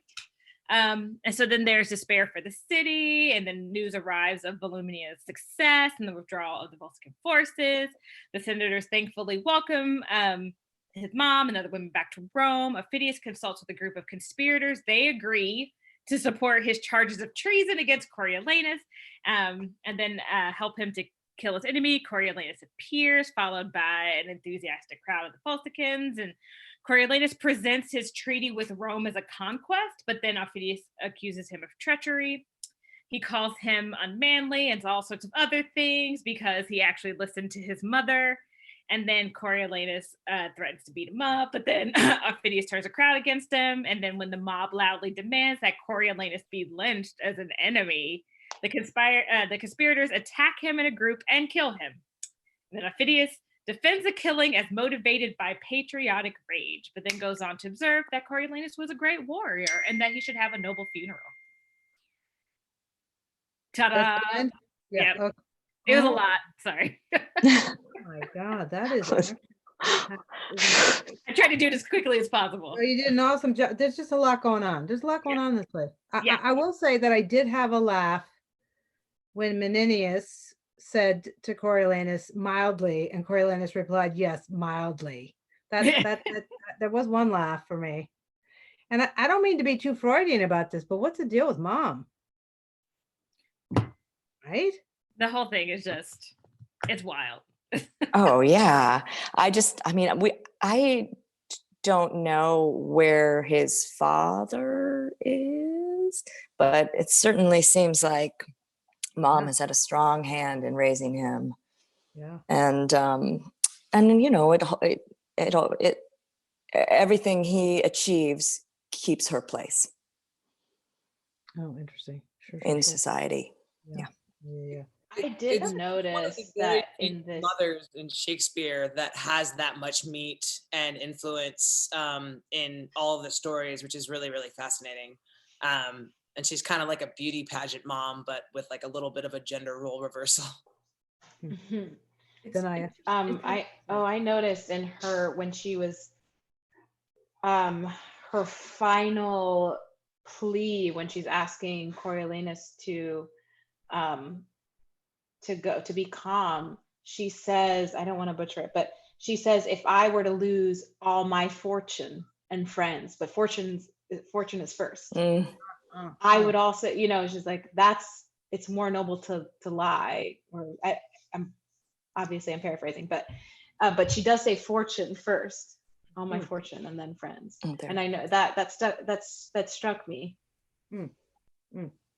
That's one of my favorite what is things this really about? Yeah, one of my favorite things about Shakespeare is the way that the tracing of mother with child and father with child, and when the father has had to raise the children on their own, which happens a lot, like in King Lear. There's no mother present at all, and then what happens to those women that he's raising? And then in this play, we have a mother who's obviously has her base of what she's the base of how she's nurturing or supporting them, or raising them. And then we have Margaret, all these women, Constance, all these women who have either lost their children, and the rage and like fierce ambition that they have. It's fascinating that he has a whole archetype of these women of this kind of texture and feel that we saw today, which is kind of fascinating that he decided he has these little things that he was working on with certain women in their in moments of their lives, or at least maybe it was the women around him and Queen Elizabeth, who knows? I don't know. I haven't said very much about Sicinius and Brutus, who, seem to me like been manipulating everybody all the time. Just wondering if anyone else got a sense of how they function. Yeah, it was notable to me thinking of the women. Somebody touched on this in the chat at the very beginning. The scenes that are predominated by the women are the most political scenes, and the most that are clear on what the situation is and what needs to be done by the nobles. And in the same way, Sicinius and Brutus are just on the other side of the room. It's almost like this whole thing is a political battle between the women and Sicinius and Brutus. It's like it's definitely the two sides of class coming at each other. It does seem to be one of Shakespeare's most political plays, and by that I also mean by its subject is politics too. Yeah. I love how the you know, for lack of a better a better term, the bad guys. You know, this plays Brutus. I love how they're just kind of partisan for partisan's sake too. Like there's not. I feel like a younger, more naive me, like 10, more than 10, maybe 15 years ago, could have looked at this and been like, what's their motivation? And now that we live in such like a rank, just vehemently partisan world anyway, it's like, oh no, they just hate, they just want that guy to die. They want that political career to be smothered in the crib, just cause. Something that really popped out for me in experiencing this play again for not for a while was there seems to be like a general attack on cognitive autonomy. Like I'm pretty positive that there's no like I don't think there's like been any soliloquies. There's no one talking about themselves. It's always in relation to someone else. And it's all about relationship, as in like everybody is one body, which is, I think, is kind of unique in Shakespeare's plays. And another connection that I made was, I think it's in the Henrys, how the bishop talks about the sickness of the people. Like when people, like when he kind of leads the rebels, like his whole reason and thing behind it is that the people are sick and they need to bloodlet, they need to let something out. And so he kind of goes with the mob in order to ease the mob's mentality. And so that was a connection that also occurred to me that I thought was really interesting. Yeah, I think that's really true about sort of the way people speak outward, not so much inward. It's a really interesting thing. Hey, class, we have a question from the readers that I'd love you to think about for a second, which is about hearing your thoughts on how it felt to watch Achaeus Marcius played by a woman. And certainly in light of this conversation, we're talking about Volumnia. I'd just love to hear what people thought about that. I found I could really hear. That was a curious kind of great moment for me. I also think that Philippa Kelly, who is listening in, the dramaturg at Cal Shakes, would like to make a comment while everybody's thinking of the answer to their essay question. So Taylor, can you bring in Philippa? Yes. So we got a nice thread from Philippa here. Let me get to the beginning of it. She just says, I do want to add to the convo to suggest that I really don't think Coriolanus signed up for a Rome that was different from an ideal. Now Rome is real and different. It is as if he has entered Larry King Live, which he thought was Rome. And his mother raised him not to interact or engage or respect commoners. For them, they are the property of Rome. He won't even give them corn to feed their appetites in case it strengthens them and makes them feel they can demand corn anytime. To me, he treats them as a bunch of squirrels that happened upon his property. Okay, that's an interpretation. Any thoughts? I wonder if I wonder if, did you feel that, Philippa, did you feel that did you feel that now, or do you feel that in your, you've been with the play for many years, so do you feel that in terms of dramaturgy of the play, or did you feel that in this reading? Yeah, great question, Danaya. It makes me think of, I've been thinking a lot about, for reasons separate, I've been thinking about conflict resolution, and they say that it's really hard for people to listen to you if you're trying to tell them what to think, and that you have to acknowledge their point of view, and that's the way. And so I guess I go, everything about his virtue is true, but listening to his words, I'm like, I can't feel like you're a villain, because I don't know why anyone would listen to you. I understand that it's a culture that you're raised with, but you are treating these people like they are not people. So it's weird to see such a brilliant mind who can do such things in battle, never see I guess he does see it and he really doesn't care, but then I can't feel bad for him because the outcome is clear. And it surprises me how unable, or it strikes me as hubris to not be able to stop and say, I do not get to speak right now. Just wanted to say that. Continuing on, he has a privilege and an entitlement by virtue of status and how he was raised and opportunities. So he's never been challenged by anyone. So a part of this is, how dare any of you minions dare to fight me, your superhero? So like ego, he's always been uplifted. Everyone placates to him in every field. And to a degree, when we, if we're a human who's never had to be challenged, and then we already think that you are implicitly less than, oh, please, I'm gonna blow you out the charts, period. So like his ego and mama, I mean, her name, Volumnia, that's a delicious, like she is voluminous. She is the everything. She's got a little Lady M happening with her. She sees the focus. She sees what we need to cut through for sake of legacy. She cuts into that. Yeah, I also think Danaya is asking about through her body today. How was our reception of that character as we are seeing the body of a woman? I mean, I think that that is very potent and is a kind of information. And I really love expanding our sort of notions of like sort of who gets to embody these characters, you know? So I think that's, yeah, it's interesting you mentioned that, because one of the things that I think about is what seems to be almost, now it takes on a bit of a misogynistic quality, in the sense that like there's this woman who is strong and can fight and can like take down the best of them, and just because she doesn't want to conform to what society believes, like, which sounds familiar, all of a sudden she's a problem, needs to be dealt with, you know, needs to be exiled. So I think it takes on a really interesting new meaning. And like, let's just be honest about that also, in terms of just like the racialized body that Danaya represents. Like all of a sudden, because she's not playing nice, she's a problem that needs to be dealt with and to be exiled. And you know, I think it becomes even more interesting in terms of thinking about, even though I know we've kind of bandied about like both hubris and pride, but how those are things that are not allowed to be embodied by a female representing body without it being a problem. Right. I also find it interesting that several people have talked about how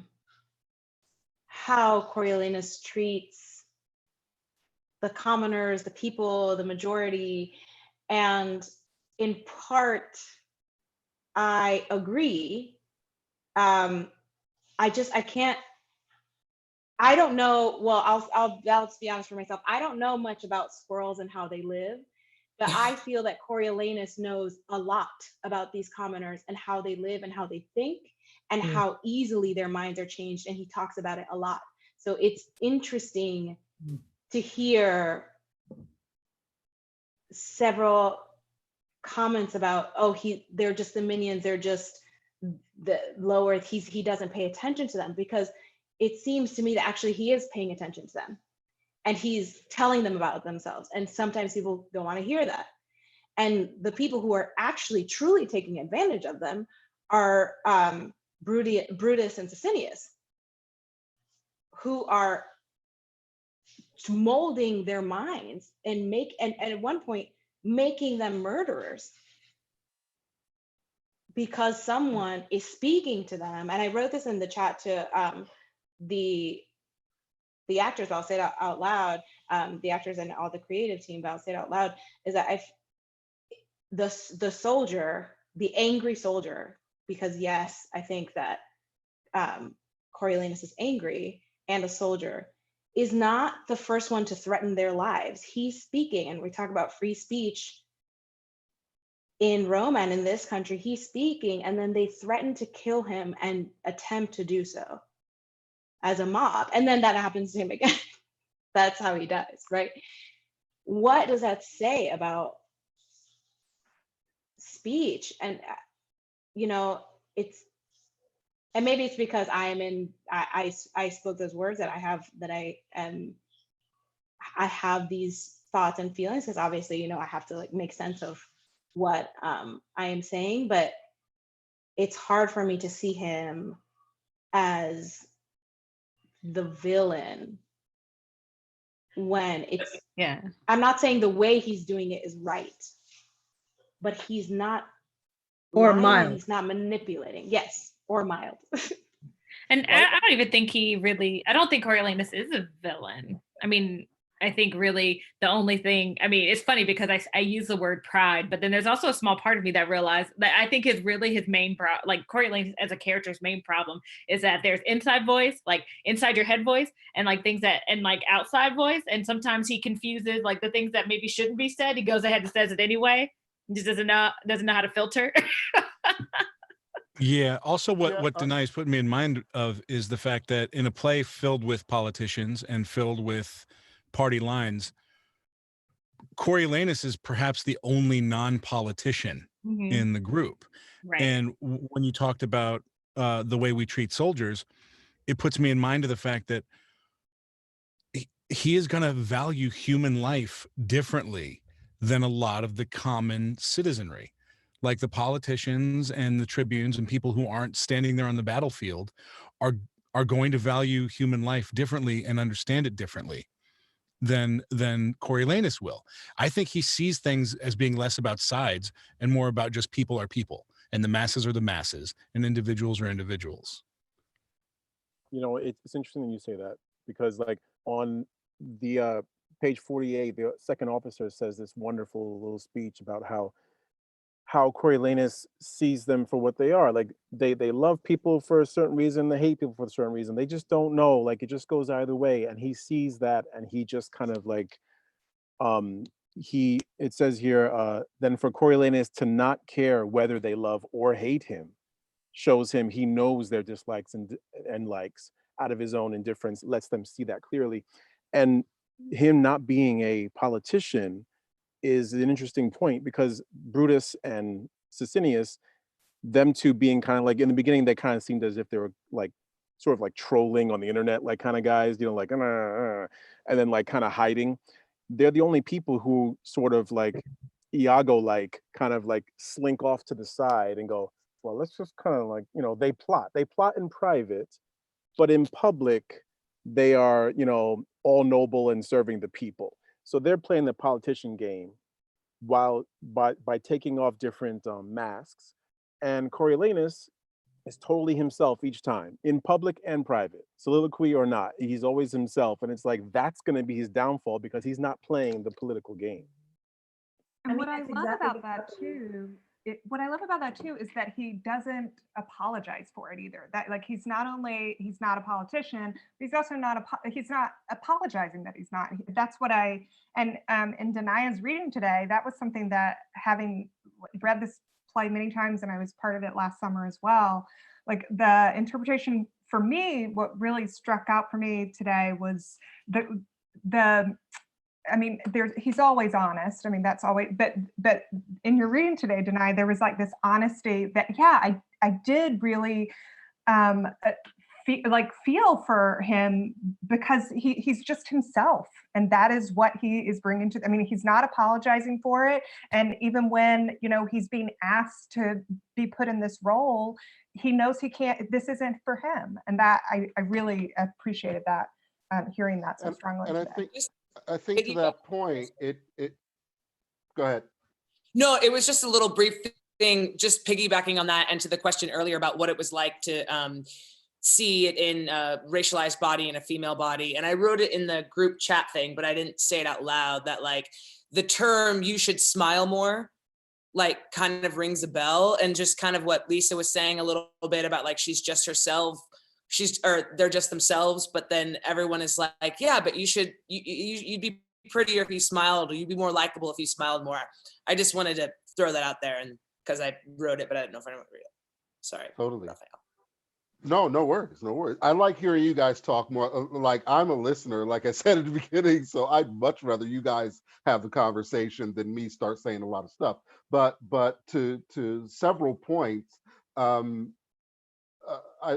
think that for that reason, going back to the villain comment, I don't think Coriolanus would see himself as a villain, because a villain is kind of, when we say villain or these negative labels that we put on people from the outside, an individual doesn't think of themselves in a negative connotation.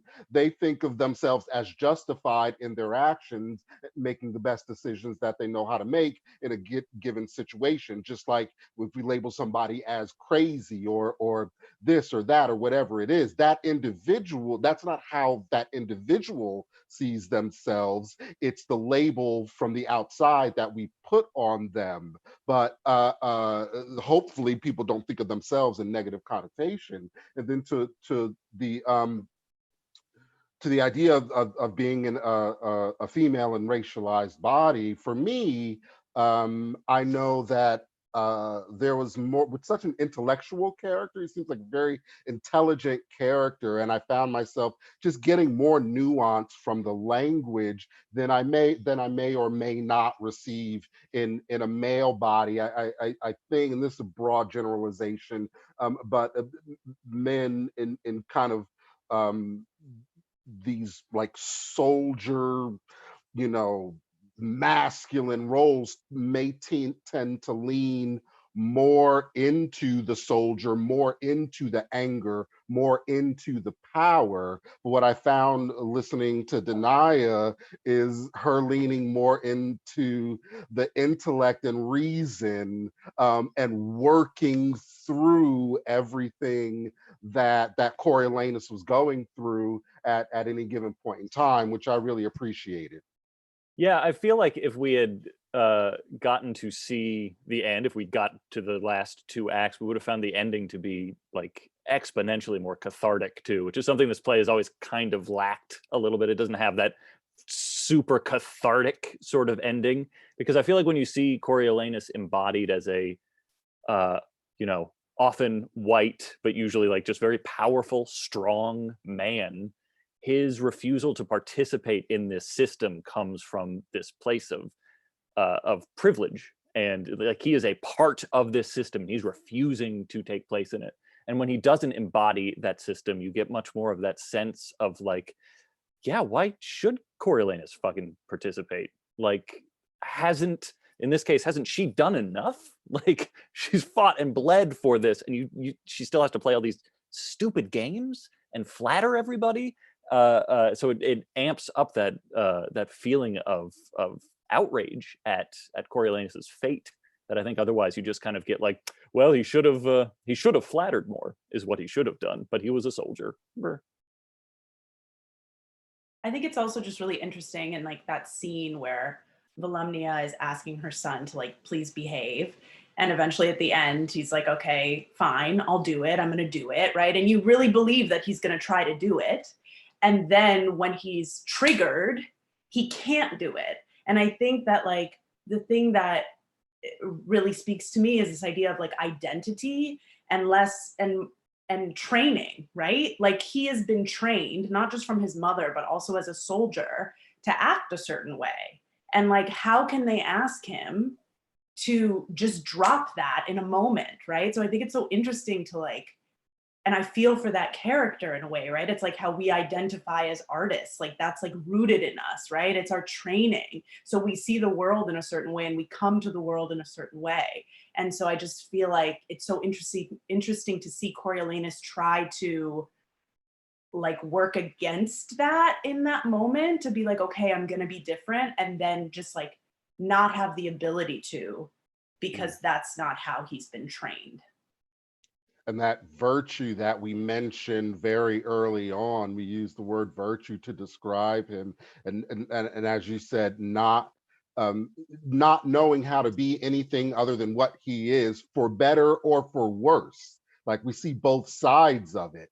We were cut like he seemed like a really good guy early on, and you know that's judgment, so that's neither here nor there. But then, like following that same path of who he is, that causes things to shift throughout the whole story, and some parts of it, like the way he talks about the citizens, is not so attractive, but he's on the same path the entire time. Yeah, but I guess that's what's interesting to me is it's like, it's not necessarily just like who he is, but like who he's been made to be. Sure. Right. So it's like you create a thing and then they act exactly like you taught them to act, and then you punish them for it. It's so, it's like, it's totally unfair. And it feels like that's what's happening with Coriolanus. Definitely. It also seems like that's something that is kind of inherent in the human experience, period. Going back to the whole analogy of the body and all of the different kind of mechanisms within the body that are constantly working with each other, for each other, and against each other, and as well as our own psyche on a daily basis. We're constantly kind of like battling what we want to do as individuals and what we think we should do. And so I feel like that kind of comes together as using that imagery of like the body and the human psyche is kind of like what we're seeing in Coriolanus, but then also the macro version of that, what we're seeing within just the human experience, period. There's a thread going on the live stream about wanting to see this translation done at the Oregon Shakespeare Festival, which naturally I heartily support. And they were talking about doing it on the outdoor stage. For those of you who have never been to OSF, there is a huge 1,200 seat, it is like a massive, fantastic space. And the comment about wanting it to be out there was about how you wouldn't have to cut so much if it's on the outdoor stage, and which I find fascinating. And I also think that we did cut a little bit for this particular reading. But one of the things I'm desperate to test more is that if it's in this kind of more contemporary syntax, that we are able to, receive as well as speak with a little more confidence, perhaps. Would we have to cut as much? Because what I really heard today was how complex that character is, which not often thought that way, and also everybody else, like public, private, like when you're taking what tactic in what circumstance and how it changes depending on your circumstance. And I loved watching all the machinations of that. And I would love to watch that kind of unveiled to me in kind of real time, and yeah, if we had read 4 and 5, we would be about, you heard the synopsis, we would be probably in like Act 4, Scene 3 by now. And it's another full hour. It was another full hour to do the last two acts. And I really love that we're having this fulsome conversation about that. We have the time. I've been in so many readings where you all give it your all around the table, and then we all say, great, that's it, done, and then what do we do with all that? So it's just kind of really grateful that you all were willing to pivot today. I gave everybody this assignment on Tuesday, by the way. This acting company is superb. We are very, very grateful for all the people who have said yes when we put out a notice. And we asked more than 150 actors who have been involved in Play on Shakespeare from the beginning. We've worked with over 1,000 actors in readings and development. And many of the actors that you heard today were part of the festival last year. And I think you heard that some like Lisa and Danaya, maybe a couple others, were in Chianza, were in the reading. I tried very hard not to give you the same roles. I think I did okay, just to throw you off a little bit. But it's just sort of a really interesting kind of fulsome experience just to kind of hear these plays without sort of like how much we're really getting without too much more kind of like added onto it, and that they're incredibly complicated, actually. And that I wonder so much about when we try to match more theatricality to it, then we take away some language and we take away subtlety. And I really loved hearing the subtlety today, and in all the bodies and in all the voices as you brought it to the table, which is also, as Sean said in his remarks, I mean, this was an important component for me to say, if it's going to be contemporary, well, then it should be contemporary, without it sort of giving up the sort of Shakespearean feel about it. I think Sean's translation is quite special. And for those of you who were in that reading last summer, you may remember how incredibly moving it was at the end. And I'm not so sure I ever felt that about that character. And I think that that was really because of the build up, coming away, going away from, pulling toward new alliances, things breaking up, things being globbed on again, and sort of the way it progressed itself. I mean, you all just read, we're on the rails. And I just think it was so beautiful. You all did such a beautiful job today. This was a cold reading. We did not talk until 11:30 our time, West Coast today. And you all are just incredibly remarkable. And I'm really grateful to you for jumping in and giving us a piece of this really complex piece, which I think is kind of relevant today. So it's a good morality tale, I think, perhaps to take as we go forward. And maybe we'll figure out a way, if you all are game, that maybe we could do this, the second, the fourth and fifth act somehow for folks so they can see how it came out.